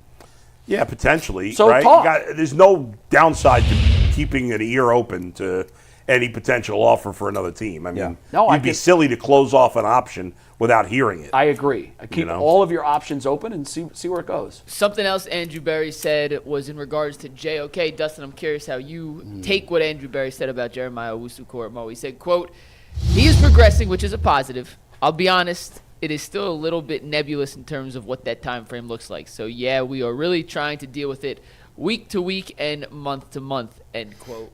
Which, at least in my mind, makes it seem like if you ever get anything from JOK again, that is a luxury. Yeah, I mean, Dustin, I'm fully prepared for him not to play this season, and basically that right there tells you that they're preparing that he may never play again. I mean, if it's week to week, month to month, I mean, then he's one more. What's hit from being after right what's back after there. month to month? Yeah, right. Year to year? Like, Yeah. okay, so we're done. Yeah, at that point in time, and it's unfortunate. I really hope that this kid. I don't care about football for this young man. I care about him being healthy for the rest of his life. I'm sure he would love to play football, and we as Browns fans would love to have him out there on the field, but it just doesn't, unfortunately, sound very optimistic right now, guys. Do we know exactly what his injury is? I can't remember. I was just going to ask you the same thing. Do we know exactly what it is with his neck? Mike, do we know what it is? I will look it up. To I see feel if like can find it's the been exact- very It was cagey. a It's been vague. neck injury, though. Yeah, that's all I've ever heard about it. really But like, vague. is it a C5? Is it what? I don't know. What is it specifically? Right. My fear is with these injuries, and I'm sure that you know this. You've either played with guys or you saw guys that had this happen. When the doctor comes to you and says, "Look, ultimately, you can do whatever you want. If this was me or my son, there's no way I'd let him put on a helmet again, ever. Because you're one hit away from living your life in a wheelchair." Or something like that. Yeah. That's where it gets, it's kind of like Denzel with the concussions. At Jay, some real quick, point, all they say is in multiple articles, ESPN, Yahoo, and NFL.com, I just checked neck. all three, quote, severe neck injury, no specifics on what it is. I mean, if he doesn't play this year, you got to think his career is over. I mean, what's going to change? It's not like he missed half of last season. If after 2 years all of a sudden he can play, that I know, don't because know. that risk doesn't go away. To be honest, guys, I mean, the fact that they are so vague with the injury. Right. That's not good. Yeah, most of these guys we know what's going on to some degree. They'll talk about it. I mean, if it's and severe neck injury. Obviously it's a shame from a human standpoint, from a football standpoint. I mean, his arrow was pointing up as much as any player on this team. I mean, we knew the second something happened with Deshaun what it was. They talked about it. It's like, okay, he's got an ACL, he's got an Achilles, he's got this. So we don't know what this is specifically. But you say severe, and you're talking about head or neck. Yeah. You know, that's a scary deal. It really is. Sucks. Yeah, it does suck on a human level. I know the fans are saying, "Wow, he was so good," but like you said, this young man has his whole life ahead of him, right? And he hopes to be able to live it as normal as possible. Right. And when to me, if a doctor told me I'm one hit away from the wheelchair, I don't care how much money they're paying me. My life is more important than 100%. that. And the quality of life that you have, it'd be an easy decision for me, but it's not an actual decision. So I'm sure. Last thing from any other other thoughts on JOK before we get to our last thing? No, we're good. No. Last Godspeed. thing from Andrew Berry before we dive into some Cavs and then wrap up with some Ohtani versus Hunter stuff. But he said when asked about the future of the quarterback room, he said, quote, "will probably skew young." He said he also knew that Kirk Cousins was in Cleveland because of the Instagram and Twitter posts he saw, but it was not an official meeting with the Browns. When you hear Andrew Berry say the quarterback room will probably skew young, does that tend you to believe that they are out of the Kirk Cousins deal, or is this just lip service for the sake of lip service into March? I think they want to let Atlanta know that they're not going to get fleeced if there's a trade. If here's what would be bad for Cleveland. We'd like to very much to still add a seasoned veteran to our roster. Because if I'm in Atlanta now, I'm like, okay, I got a sucker on the hook. I'm ready to go. And the best case scenario for Atlanta is you get two teams, and then you get a bidding war, and that ratchets the price up. But if I'm Cleveland right now, that's exactly what I'm saying. Yeah, we're going to be young. We've made the decision that we're going forward with the room we have. Probably going to draft two guys or draft a guy and sign a free agent. We'll go to war with three guys, and we're good. Again, it never helps you to play your hand. So I'm not predicting it's going to happen, but I'm still saying, to me, it's a possibility that Kirk Cousins is in a Browns helmet next year, and I think a pretty good possibility. I tend to agree with you. I think that we'll know a lot more probably here once the draft gets underway, but like Cousins does make probably the most sense from a veteran standpoint right now that would fit Stefanski, what he wants to do to kind of get them back on track, level off the organization again, because it's felt like it's been an unsteady ship the last, 18 months or whatever, with the end of really Deshaun's career here in Cleveland. So they need somebody like this guy. I mean, I will not feel good about this season if it's just Kenny Pickett. I won't either. But I here's think the the thing, fan guys. base won't. Yeah. I understand that Kirk Cousins is probably the best player that they could get to play It's not quarterback. a great option, though. But ultimately, he's not a great option. No. He's probably done or close to it. And I just think you see the Steelers with all these stopgap moves, and they've been good, and they get to the playoffs, and they lose in the first round every year. And to me, with Kirk Cousins, that's your absolute best case scenario, and I don't think they're as good a roster as the Steelers. Certainly not on offense. They're not even close. But I don't think you're winning that many games with Kirk Cousins. What does it accomplish getting Kirk Cousins? So you'll win maybe 6-7 games instead of 3-4? Maybe for the coaches, they feel that way. I'm not giving up any draft picks of value. Like, I'll give up a late round pick, but I'm not giving up anything of value to get Kirk Cousins. I think it could end up taking a 4th or 5th round pick. I'm not giving up. That's all it takes. I'd do that. I would not, because I would do it in a heartbeat. But why? You gave up 3 number 1s for Deshaun. What'd you get? But you did that because you thought at the time he was going to be a superstar. If you but give Adam, up what are we trying to do here? We're trying to get this. Well, I'm not trying to get to 6 or 7 wins. Can I tell you what we're trying to do here? Yeah. If I'm Jimmy Haslam? But Adam, you need to get 6 or 7 wins. Yes, and I'll tell you why that doesn't sound like much, but it's Yeah. important. Hey, you're doubling your win You're total. on the same page as me. I can tell. You're Jimmy Haslam. Yeah. You're asking the state, the city, and the county Yeah. for hundreds of millions of dollars. You're also trying to convince a fan base that when we do make this move, $800 a ticket won't be that bad. You can't put another 3-win season out there. You just can't. The tide is slipping away. Timing is very important right now. He's got to make this look like a professional organization. It's not Kenny Pickett, it's this guy. And I'm not saying you're going to win the Super Bowl with them or you're going to even make the playoffs, but you've got to get back to respectability. They're not right now. And I loved the way you phrased it. You go, is it a great option? No, but it's probably the best option. No, when I talk to fans, a lot of times I look at them, I'm like, you think we have a filet budget? We don't. We got a burger budget, man. We got a McDonald's budget. You do the best with what you have. That's all you can do. When have they had the most success in the last 3 years? With an aging quarterback that got us to the playoffs. Could they repeat that with this roster and Kirk Cousins? Yeah, I think they could win 9 games. That's the ceiling. You're not going anywhere, and I don't even know 9 gets you in. Yeah. But I do know this. The temperature in the room around what Jimmy's trying to do with the stadium goes up dramatically if you're 9-8 and you play meaningful football in December than if you're 2-11 in November and the season's over. I just think 9-8 is a long shot. I do too, Bull. I do too, but it's possible. I just think if as a fan, I don't want to be conned into believing my team is okay by stopgapping Kirk Cousins and trying to be mediocre. I want my team to have a real chance to win. So how do you do that then? I'd rather my team suck and have a better draft pick. I know a lot of people in this season. Last year. You don't think they did last year. But Bull, he's trying to build this stadium. He's asking a lot of people for a lot Browns of money. Browns fans are not going anywhere, no matter how bad the team is. I'm looking at it from a different perspective than you are. You're looking at it from like Jimmy's trying. You're saying the coach is going to get fired if they don't win. Well, he is. I'm saying that's important. So is the GM. That's obviously both of those are very. And so if you're the coach important. and the GM, who do you want to bring in here? The guy that gives you the best chance to win 9 games, not Kenny Pickett. But that's counterproductive to the long-term health of the organization. But we've seen teams do that a lot. I know. Especially when GMs and life and head coaches are swimming on a life raft and it's losing air. It's got a hole in it. Yeah. Like that's their situation. Now, again, this is all assuming they don't take a quarterback at 2. If they take a quarterback at 2, they're not trading for Kirk Cousins. I doubt they will. They're going to. I would never been part of my plan. I would potentially do both. I would if I'm taking, like, let's say Shador ends up being a Brown at number 2. Do it as a tutor. Yeah, I think it's important. But why couldn't you do that with Kenny Pickett? Well, do you really want who do you want tutoring your guy? Kenny Pickett? Kenny Pickett's still a young. Kenny Pickett still needs some tutoring. Yes, exactly.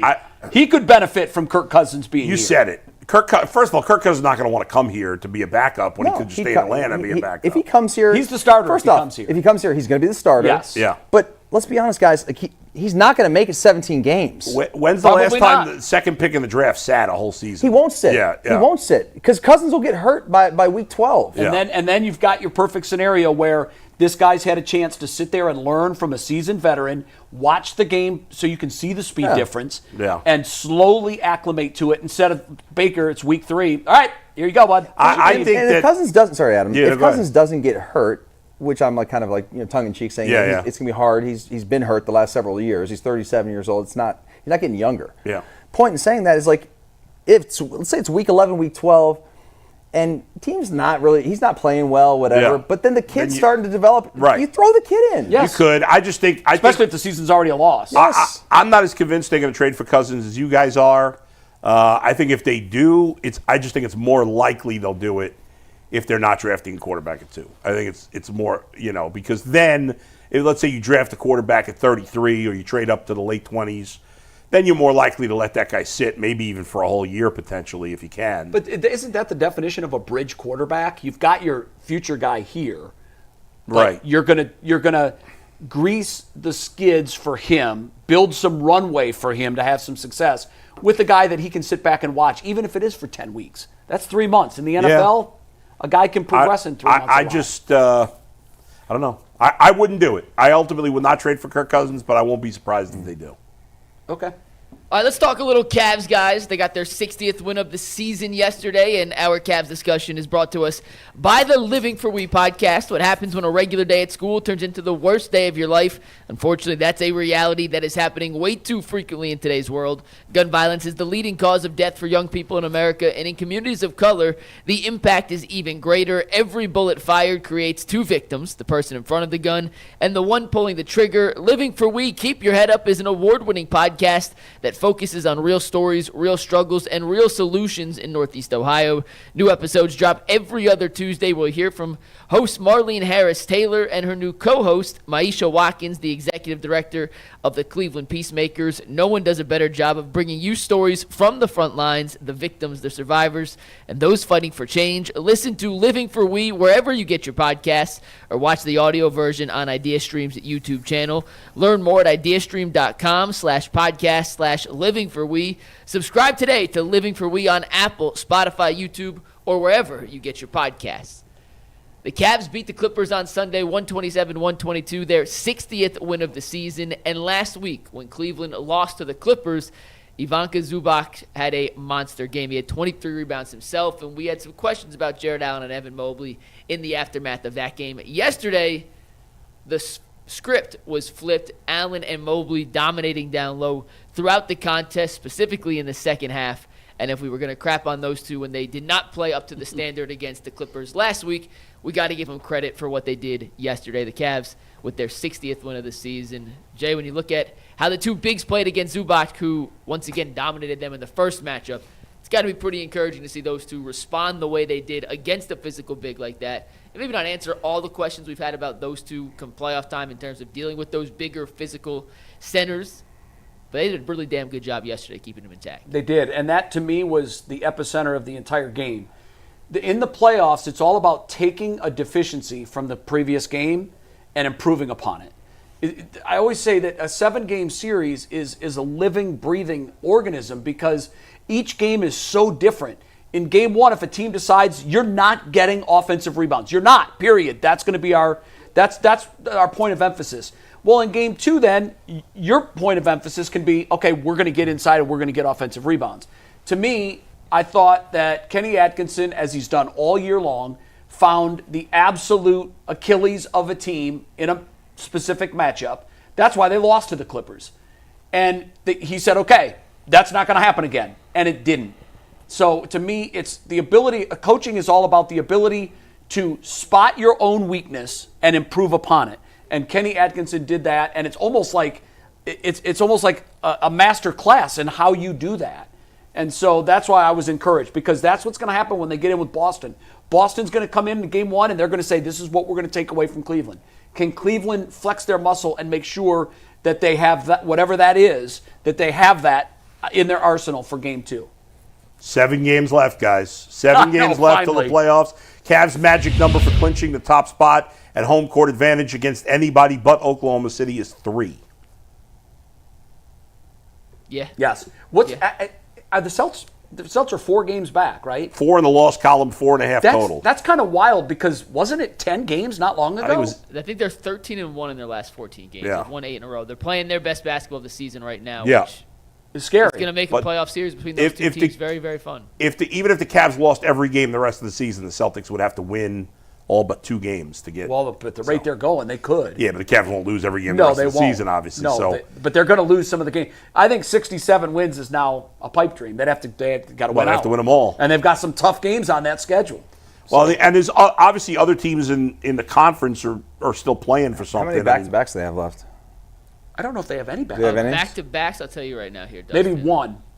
They definitely have one. I looked Yeah, at the they have, schedule yesterday. One back-to-back. They're at Yeah. Indiana, at New York on April 10th and 11th. And those so are 2 both tough. Fridays. Those will both be tough games. By the way, the Cavs. Both those teams will be playing for seeding. That's why. Indiana and Yeah. New York, by the way, are only 4 separated by, I believe, a game and a half now. Let me double No, check. Indiana and New York are separated by 4, Mike.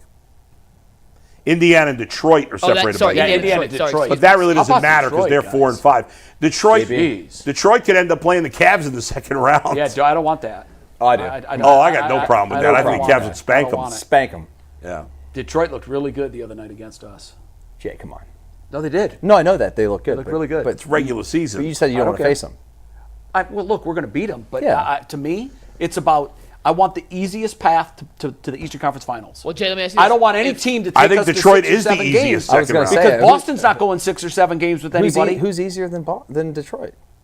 I don't want Detroit because of the JB thing. Jay, if the they can 4-5 end up being very matchup right difficult. now- They play hard for him. I'll give. Oh, The 4-5 yeah. right now is Still, Indiana and Detroit. They're not ready Yeah. for it. If you have your choice of who you're playing in the second round, Indiana or Detroit, your answer better be Pistons. Detroit. No, it all will day. be Detroit. It will be And Detroit. I'd rather play Detroit than Milwaukee in the second round. 100%. Because Detroit doesn't. I don't know about that. Well, I'd rather play the team without Giannis. I than don't with want to see Giannis. Yeah. Come on. Oh yeah, you'd rather play Detroit than Milwaukee. Right, Yeah, yes. I was hearing it the other way. Yeah, I definitely don't want Milwaukee. No. Look, anybody can end up being tough for us. Last year we didn't think Orlando was going to play us the way they did. But the Cavs are a much better team this year. They are, but it's about longevity and preserving your energy for the games where you're really going to need it in the second half of all of those playoff games. I don't know that the Celtics couldn't be pushed by the Knicks or the Bucks in a series. I don't think they're going to be. I Like, don't think. what do you they think they're will. going to win? Like 4 or 5 games? I think they'll win in 5, and maybe you might get a I don't 6 know. game in the It's a Eastern different Conference season semifinals. once the playoffs start. Like It is, but Boston, Yeah. man, they've just found the switch. I think they went for it too early, Mike. What do you think about that? Who? Boston Went for what? flipped the switch.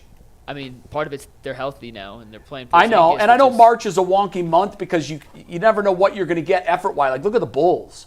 Yeah, they're playing out of their minds. They're playing great like, now. it's crazy. That game against the Lakers was insane. It was one of the best finishes That was you'll never- see in an NBA Guys, game. I've never seen that in my life. No, it was insane. that was a real lazy pass 11 by LeBron. points Yeah. were scored in under 12 9 seconds. Yeah, but it was Yeah. like 11 when they actually hit the first shot. It was Yeah. like 9 seconds. Yeah, it was crazy. It was crazy. Everything that had to happen Insane. happened. Yeah. When you look at the box score from the Cavs game yesterday, it's 6 players in double figures. Mobley had 22 and 7. Jarrett Allen was awesome, 25 and 12. He was good. Garland struggled to make shots, but did have 19 points, 7 assists, and only 1 turnover. Donovan, 2 and 9 from 3, still needed to make some more. Man, 25 points, 7 assists, 12 rebounds for Donovan Mitchell, and 4 steals. All around a great game. You had 2 guys on the bench scoring in double digits. DeAndre Hunter had 10. Isaac Okoro made 3 threes yesterday. He had 11 points off the bench. That was as well-rounded a scoring effort as we've seen from the Cavs in quite a while. Mike, and I know what they is- got to make some more shots. Like, Yeah, what they're is still Mitchell's missing. deal right now shooting the ball? His three-point range the last 10 games is awful. Yeah, he's Awful. I did when they lost to Phoenix. So that was last Friday, not like this most recent Friday, but 2. And Right. the game that he scored 8 points, he was 2 of 18 from the floor. I went back and watched every single one of his shots from that game against Phoenix. I did it. It's on the YouTube channel. You can go find it. And we tracked, did he just miss or was he taking bad shots? And I still think he's getting, for the most part, the looks he wants to be getting. He's just coming up a little short. On Is a there bunch of shots. is there a physical thing? Like you're a shooter, you've been through stretches where, but this is a long stretch. I mean, 2-3 games, okay. I mean, in the month This of is March, 10 games. It's 12 games in March. He's shooting 21.4% from 3. Wow. Like, that's not good enough to win a No. championship. Okay, why is my question. Why? You hope it's just a little slump. You hope. He had a couple games in there that he did shoot well, but then he also had the. Do you think the 0 for groin's 9. okay? Because he's been dealing with the groin. He played on both games, but back to back. So I'm going to trust that if he was hurt, because of how cautious they've been with all the other guys this season, he would have sat. They would have sat. So I just think right now he's just going through a little bit of a shooting slump. You have to hope that he can snap out of it, but 21.4% for your best player and your number one option is not going to cut it. And it's a 12-game sample size in the month of March. Post All-Star break, if you want to go back even further, 17 games, he's at 28.3% from three on 8 attempts per game. And what is he for the season? On the season in total? I wonder what he was before the All-Star break. I can tell you, pre-All-Star break, he was 39.1. Okay. Post-All-Star break, he was 28.3. That's not a statistical anomaly. There's something wrong. Something's going on. I don't know what it is. He's getting the good looks. Kenny, after the game on Thursday, was asked about it, and he said his shot quality's dipped a little bit, but for the most part, we are still happy with the shots he's getting. Yeah. And we think some of the shots that he's not taking that are at the quality we expect, because he used the word expect, not want. He said expect from Donovan. He thought Donovan was trying to press and force himself into some better situations, but sometimes doing that could lead you into worse situations because then you get caught in the trees. But he's got to pick it up.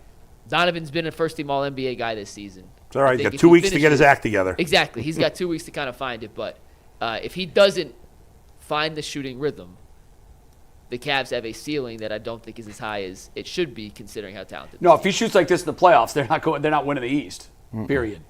That's true. I would say it becomes much more difficult. Mike, I was always told by shooters that there's one way out of this. You shoot your way out of it. And Donovan, he is shooting. Yeah. You just got to start making them. Yeah. Okay. So that's my concern going into the playoffs is that his shot has been not Donovan Mitchell's shot, and we're going to need it to be. Even with the depth that we have, you're going to need that guy to be a great shooter from range in the playoffs, especially against a team that will come out of the gate shooting threes and will shoot them till the end of the horn. They're just going to shoot. The one silver lining real quick, and then we'll pivot off this, but if they do match up with Boston, right? Mm-hmm. Donovan has the highest career points per game in NBA history against the Boston Celtics. If there's any team... Is that true? Yeah. He averages 30.8 points per game in his career against Boston after his last 45-point outburst in that comeback against Boston. He is now eclipsed Michael Jordan, who is at 30.7. So if there's any team that, historically speaking, has not been able to slow down number 45, it is the team you see him absolutely going crazy against. He's a New York kid. I wonder if that's just because of the inherent hatred. Mm-hmm. You know how LeBron always went to the Garden and just put on a show. Some guys just live for that arena against that team in that moment. Jordan, Kobe. Yeah, and maybe that's what we're dealing with here. He grew up from New York. He hated all things Boston. And when he goes into that building, he's ready to put on a show. The best scorer in the history of the NBA against that historic franchise, the Boston Celtics. So hopefully he turns it around. The Cavs back in action Wednesday at home against the Knicks, nationally televised game. So we'll see if Donnie has a hell of a performance in him against his hometown team. All right, last topic of the day, guys. Hit the like button, hit the subscribe button. Steve Becker wanted me to mention that Daniel Robinson, the coach at Cleveland State, has left Cleveland State. He is now headed to North Texas, so Cleveland State is on the look for a new men's basketball coach. Also, shout out to Brad Sellers' daughter, who had a hell of a run in the NCAA tournament. They got knocked out this weekend, but she ended up with a incredible career. Did we get all chalk for the women? Is the women's Final Four set yet, or is that? Who won that game? I don't think so. Did Duke end up winning that game yesterday? Or the men's side? What? Women's side. Are you talking men's or women's? No, I know the men, it's all chalk. I don't think the women's Final Four is set yet. Are in the Final Four. They just had it yesterday, didn't they? I thought they no, we had the first two. It's 2-1 so far. The other two games are today. Oh, okay. Yeah. Okay, my bad. So we have USC, UConn, and Texas TCU today. South Carolina. And each one is still alive in the. Yeah. So UCLA, so we could have 8 1 seeds in college basketball. Mm-hmm. Yes. The euphoric. I can't call it March Madness anymore. I can't. One tournament's not enough to. No, I know, but there's been a trend going this way. Yeah. And I was talking to Corey yesterday. I'm like, okay, explain this. And he goes, it's NIL. It's very easy to pick the teams that have it and the teams that don't. And by March, and that's why it wasn't just the 1 seeds. We saw 1 versus 2, 1 versus 2, 1 versus 3. Well, St. John's got eliminated early. Yeah, well, there was one. I think there was another 3 that was knocked out, not early, but in the Sweet 16. But I used to say that the reason the women's tournament never got me excited was because it's all the ones. It's chalk. It's and the quarterfinals or the semifinals of all the But regions it's the are always first 1 time. versus It's 2. the first time it's happened in a long time. Only the second time ever. It is, but I think what we're going to get to is it's going to be more of a continuing trend. According to Corey, and you would know this, but he's just speaking from his vantage point, what he sees from track. He said they got the kid. Alabama got the kid from Rutgers.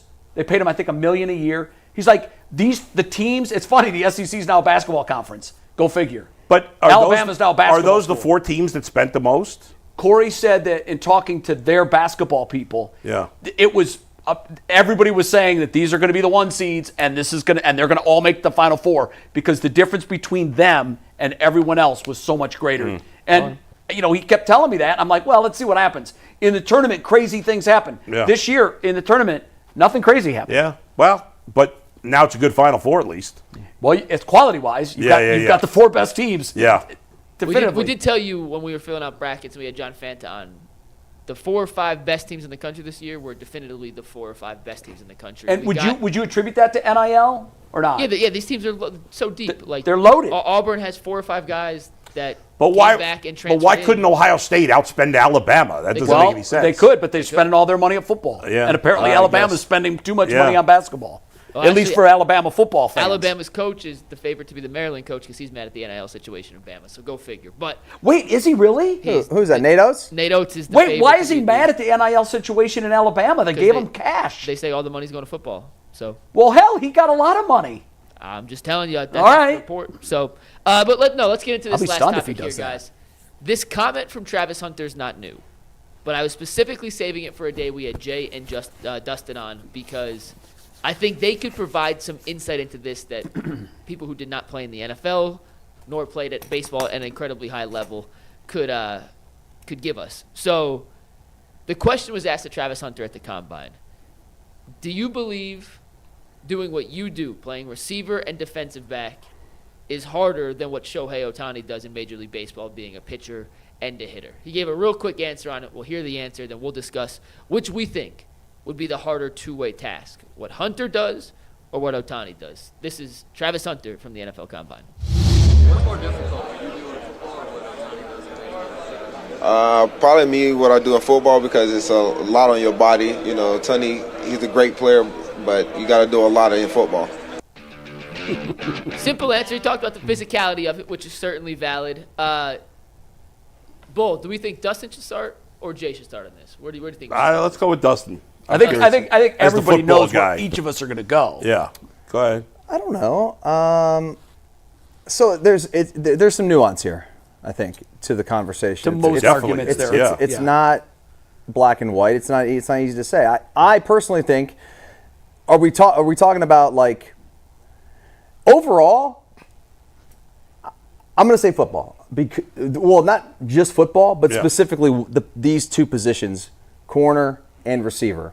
To be able to play those both at a high level in the pros, if he's able to do it, if a team decides to give him that opportunity, and he can do it for like a season, similar to what he did at Colorado, it'll be unbelievable. Playing here against North Dakota State, by the way. What does that have to do with anything? You taking shots at NDSU? Oh, 1,000 championship program. Yeah, at what level? They almost beat Colorado in this game. What if we put Shohei against the AAA champion?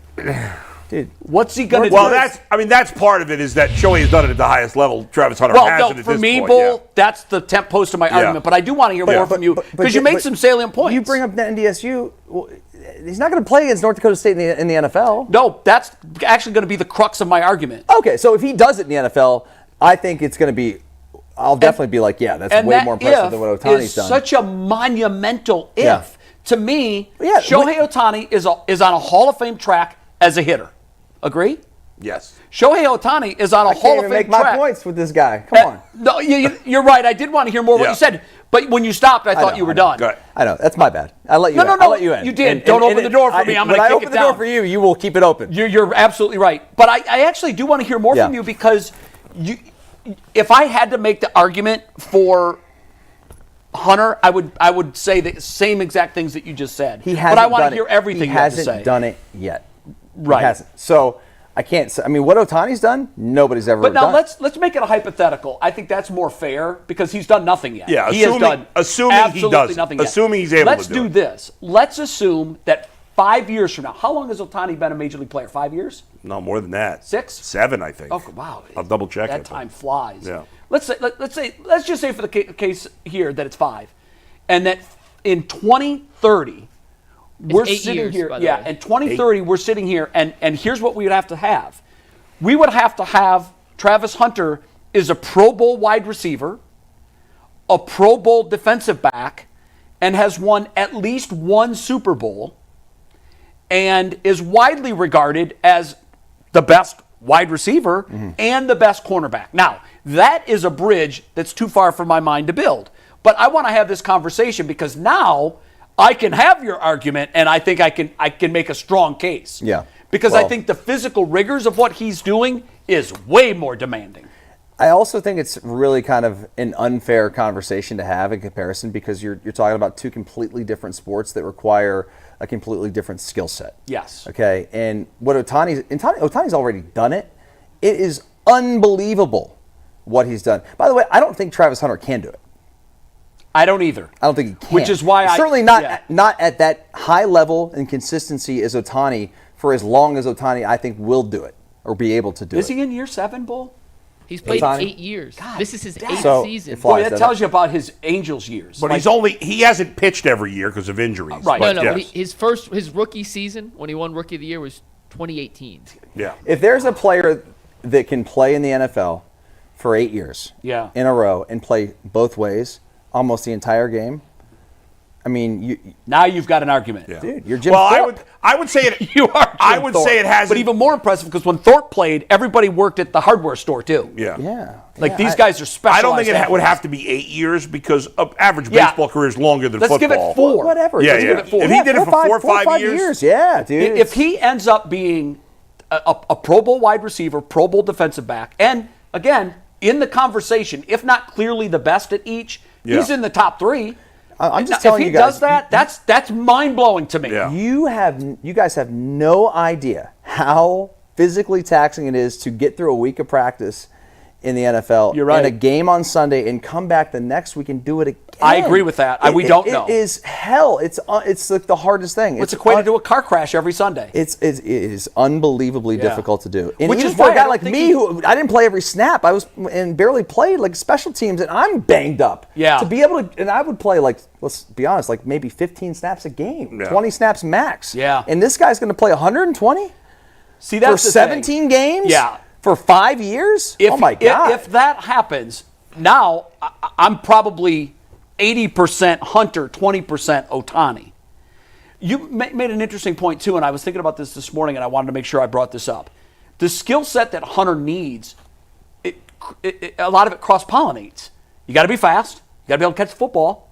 You got to be able to react, right? Well, yeah, the reaction's the number one thing. For DB. It's hard to play DB. I think DB's the hardest position in football. Outside of quarterback mentally. Maybe sports in general. You have to be the best. You have to be probably the most skilled and athletic, no doubt. Athletically gifted. All of your thoroughbreds are defensive backs. They just can't catch. Oh yeah. But the interesting thing to me is when I list the skill set needed to be a great hitter, and then I list the skill set to be a great pitcher, there's almost no pollination. There's almost no crossover. Yeah, no, it's totally different. And so for me, when I look at it, and of course I'm going to say baseball. I'm a seam head, but what Ohtani, and I want your reaction to this because I know you'll give it to me straight. I believe that what we're seeing right now from Shohei Ohtani is the most incredible athletic achievement that I've seen in my lifetime. Am I off? No, I don't think you are. And this is from a football guy. I think it's remarkable what he's been able to do. And he's not just a guy who can pitch and hit. He is a ridiculous athlete. He's like so fast on the base path. Yeah. I mean, it's off the charts what this guy can do. Bull, on that statement is because I've said that to some guys that know, and they've covered this. And that's hyperbole. Let's just take a look at what Serena Williams did. I'll take it to another level. I think he's the greatest baseball player of all time. I've always, not always, but I believe that the last 3 years. Yeah. I've said Babe Ruth did it against white guys. Yeah. and didn't pitch for very long. This is a world Shohei deal Ohtani now. Babe Ruth only pitched and hit in the same season once. 1 year. 1 year. That was it. And so that's why I hate the comparison too. Yeah, by the way, right. But for me, he's been the best baseball player ever for 2 or 3 years. Yes. But I'll take it to the next level, and I'll add in all sports, all accomplishments, all achievements. I think what this man is accomplishing and how good he is at both is the greatest single athletic achievement I've seen in my lifetime. If he were American and played football or basketball, it would be. I mean, he already gets a ton. He's already one of only basically 3 players that moves the needle in baseball. Him, Judge, and maybe Bryce Harper, maybe I think Bobby Trout Witt. still kind of moves it. Maybe Trout. Not a lot. Not a lot of baseball players move the needle. So what he's I will say this from a physical standpoint. Yeah, it would be tougher to do it in football. Agreed. Obviously. Yeah, no argument for me. You're taking a beat down that he's not taking for in that 3 kind hours, of way. 17 times a year. Right. He's involved in every play. Right. And practice. Right. And not practice. easy. Right. And not only that, but Hunter would have to be not only be able to do it, he'd have to do it at, as you said, at a high level. Yeah. He's one of the 3 best hitters in baseball. I don't know if I wouldn't give him a top 3 pitcher at the moment because he's coming off an injury. Right. But he was certainly a top 10 pitcher. When he was at his best. Yeah, he was top 5, whatever. Look at what he did on the World Baseball Classic stage. Exactly. When the spotlight was hot. Even if you say top 10, though, top 3 hitter, top 10 pitcher, I mean, it's absurd. We can't get our mind around. And as you said, the best thing you said, and this is what I actually said that same thing to Mike last night on the phone. I said, playing cornerback and playing wide receiver, while obviously extremely hard and more physically tough, the positions are similar. As you said, the skill sets are similar. Right. Whereas being a great pitcher and being a great hitter, most great pitchers can't hit. Period. Well, you know what's funny about that, Bull? They used to. And it goes to show you how specialized baseball is. Yeah. Every team I've ever been on, and that includes everything except for professional experience. All of these teams I'm playing on now, it holds true. The best pitcher is still the best hitter. Yeah, sure. And when you're a kid, that was always the case. Always, when you're in Little League, show me your best hitter, and I'm going to show you your best pitcher. But once you get to college, that's where even in high school, most great pitchers in high school, go ask them. Oh, wow, you had an ERA under 1 when you were in high school. Did you even hit? Oh, yeah, I hit 575 my senior year. They were because great athletes transfer. You're a perfect example of that. I'll guarantee you can hoop. Never seen you ball? I'll guarantee you can hoop. Look at what you've done in tennis in a very short period of time. Oh, yeah. You're playing highly competitive tennis, and you're winning. Yeah. So, and I honestly think that if you're going to pick one position to gauge the greatest athletes, it's not point guard, it's not wide receiver, it's cornerback, it's defensive back. I just think that the way I measure athleticism, the best player in all of sports to me is defensive back. Because you're chasing not safety, corner. You're chasing a slippery chicken. You don't know where he's going to turn. Then when you get him, you got to get him. And there's so much going on for corners. But I still believe that the reason pitchers fall off as hitters, and some don't. CC Sabathia, had some success. There were other hitters that would hit and be like, wow, they can still do it. Yeah. They're the freaks. Ohtani does it at an all-star level. The reason you fall off is because, okay, now we need you to pretend like you're a pitcher. Yeah. Stop this hitting nonsense. All the hours in the day that you used to spend in the cage, you're now going to spend with a baseball twirling it. So you're working super hard to become a great pitcher, and your other skill set erodes. This guy, there's no drop-off. It's amazing. What he does continues to amaze me every day. And you know what's incredible is that every baseball player that talks about him does with reverence. I know. Former players, current players, they're all like, guys want to watch him play. They do. And you don't like. And these are the greatest players in the world. And he's huge. Much bigger than people think. You don't usually think of Japanese players being like massive. No, Hideki Matsui was. Yeah, he was, but the not traditional not as tall as Ichiro. Ohtani. Most of them you think, they're tiny. Right. Yeah. They're quick. This guy he's a beast. And he literally should be studied. And the guy pitches and hits, and he's the only player in the history of baseball to go 50-50. I mean, that's just insane. Which is an entirely different skill set. Now you're not just a great hitter, you're a power hitter. Right. So that's another tool. And he only doesn't play the field because he pitches. Like, I'm sure he'd be great in the field, too. I know he would. He is the greatest baseball player we will ever see. And all the talk about corners, I get it, but LeBron James is the greatest athlete I've ever seen. LeBron, to me, is the biggest freak that we've ever seen. Couldn't play corner. couldn't play corner, and when you watch his football tape, and I think it's because of his size, he was clunky. He is clunky. He is clunky. But for pound for pound, he's a freak athlete. There's no doubt. Yes. But it is a different. Football is different. Yeah. You watch it. He was a good receiver. He was, but not great. And by the way, he probably would have developed into an all-time great tight end. If he had only focused on football, if he had only focused on football, he could have been. You made him a tight end. He could have been Antonio Gates. He could have been Tony Gonzalez. Yeah. Or Rodriguez. But we've. No, you're right. It's pretty amazing in all three sports what Tom Brady did to 45. Yeah. What LeBron's doing in his 40s and what Shohei is doing in baseball. We've never seen anything like it in all three of these sports. Throw Serena in tennis. How long? Throw Tiger in golf. Yeah. I mean, even though he wasn't the greatest golfer, he had the greatest single stretch of anybody. He doesn't surpass Jack Nicklaus, but he had he won the Masters by double-digit strokes. That's crazy. like winning a marathon by 20 minutes.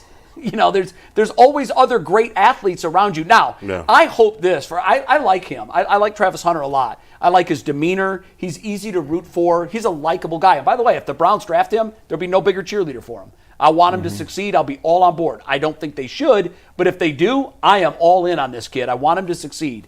But I thought it was an unfair question. I didn't hear the way the question was posed, but they put that kid in a bad spot. Yeah, it's a no-win situation. Because what's harder to do, what you're doing or what Ohtani's doing? Ohtani has done it at the highest possible level. And the only reason I wasn't being derogatory of North Dakota State. I was having fun. When Ohtani does it, he's doing it against the top 600 baseball players in the world. Right. I'm guessing that North Dakota State doesn't have any of the top 600 football players in the world. Maybe a couple, but the point is, top 600? Maybe a couple players that are I think the top 600 are in the NFL. Yeah, and there's a couple players in NDSU that will play in the NFL.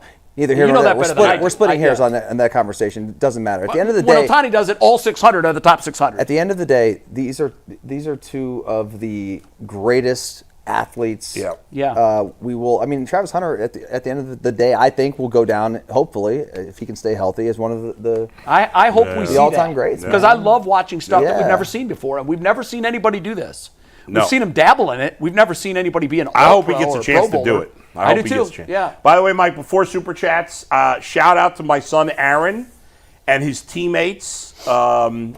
Let's see if I remember everybody's name. Evan, Patrick, Jack. Not Jack. Johnny. You could have just said their team. Charlie. I got to mention everybody by name. He wants to be inclusive. He's trying to get Samuel and Luke. They won the state tournament. Wow! At Destination Imagination, we went down to the hotbed of excitement, Barberton, New York. I went to some diner that was the most disgusting diner, and yet the food was amazing. Wait, it was the gross state championship was in New York? No, I'm sorry, Barberton, Ohio. Oh, okay, yeah. My neck of the woods. You got 1 minute for Super Chats, Bull. And they won the Destination Imagination tournament. Let's go. And now they're going to the global championship in Kansas City at the end of May. Congratulations. Wow. Yeah. I don't care what it is. When you see your kids we're going to succeed, Kansas there's City. nothing better. It's fun. He plays the bad guy in their skit. Have you picked a barbecue yet when you get to Kansas City? No, but I will be hitting up our guy Darren Smith. Yeah. Darren needs to let him know where he needs to. All right, we got Super Chats to wrap up today's show. Boz Crow, who we met at the show on Friday, said Bull killed it at the comedy show. Thank you. Nice. William Beck said everyone did better than you'd expect. Bull was positively hilarious. Thank you. That's great, man. Kyle Brenner says, hell of a night. Great job, gents. Good to meet some of you. Also, the difference in Dustin's stash compared to the outcry to Mike's a couple months ago is blasphemous. I agree, Kyle. I agree. Dustin's mustache looked good. Mine looked good, too. Two good stashes. I don't know. Nah, his is better. This is like a Tom Selleck starter kit. It Yeah, doesn't have the bush, yours but was it's more perfectly child shaped. molester, Mike. Sorry. That's a good looking stash. Yeah, his man. is better than mine. It Yeah. is what it is. Halim Youssef says, awesome night on Friday. Mike crushed it. Bull was the star. Kevin you. Robinson said, Wow, I isn't wish I it could see easier it. to be a receiver and then nickel DB? DB first with wide receiver packages kind of telegraphs your offensive plays, in my opinion. Okay. Yeah, could be the case. All right, Joseph Silver says, go guards, but the Dodgers are easily winning the whole thing. Baseball, you There's can't no say that. easy in baseball. No, There's you not. can't say easily. But if I'm placing money, I'm putting a lot on the Dodgers. Yeah, they're the favorite. Their rotation. I'll say this about the Dodgers. Wait, hold on. I got one last super chat, then you can finish Go the ahead. show with the Dodgers. DB Dog 21 says, "Make this make sense to me. Shador at number 2 is a reach, but at number 3 it's a great pick." No, stop saying that. Yeah, who said that? Nobody. People keep saying, because a lot of people are projecting that Shador Sanders is going to go 3 to the Giants. So there's a segment of our fan base that thinks every time a national media member talks, it's to take a slight at the Browns. So they're saying it makes sense for the Giants, and nobody's really saying that. I don't know what they're talking about. Anyway, what was I? The Dodgers. So everybody's going nuts about the Dodgers, and obviously their team is very talented. They're the most talented team in baseball. There's no doubt about it. I think people are going overboard on this idea that they can't lose. First of all, baseball by far is the hardest sport to predict or project. Without by far. question. The best team doesn't always win. In fact, often the best team doesn't win. When was the last time we had a repeat World Series winner? The Yankees in 2000. That was the last time. It was quarter of the century, Bull. And the one area of their team that is outrageously good is their rotation, where you could have a lot of injuries. Their lineup's pretty good. But it's not, listen, the top, Ohtani, Betts, Freeman, obviously ridiculous. Jeez. But the rest of their lineup it's not like they're loaded 1 through 9. I'm not saying, don't get me wrong, their lineup's one of the best. But then you look at the Mets and the Braves and the Padres, these teams can compete. Yes, all I'm saying is their rotation is what's head and shoulders above everybody else. And what wins in baseball? Pitching. And that's why everybody's saying they win. They've got a lot of injury-prone pitchers. Well, Tyler Glasnow gets hurt every year. Last year they were Kershaw banged up gets and they hurt still every won it. year. That's true. The kid they brought over, Sasaki, has struggled so far. He's still a rookie. He's a young He'll player. figure it out. Their pitching rotation is pretty ridiculous. And if they're all healthy in the playoffs, they're the favorites certainly to win. But you never know. We're going to overtime in 15 seconds. Jimmy Haslam just said a few things that we're going to react to. We'll do it. Great. Some pretty big stuff here from Jimmy Haslam. Become a member and hear what we have to say about it.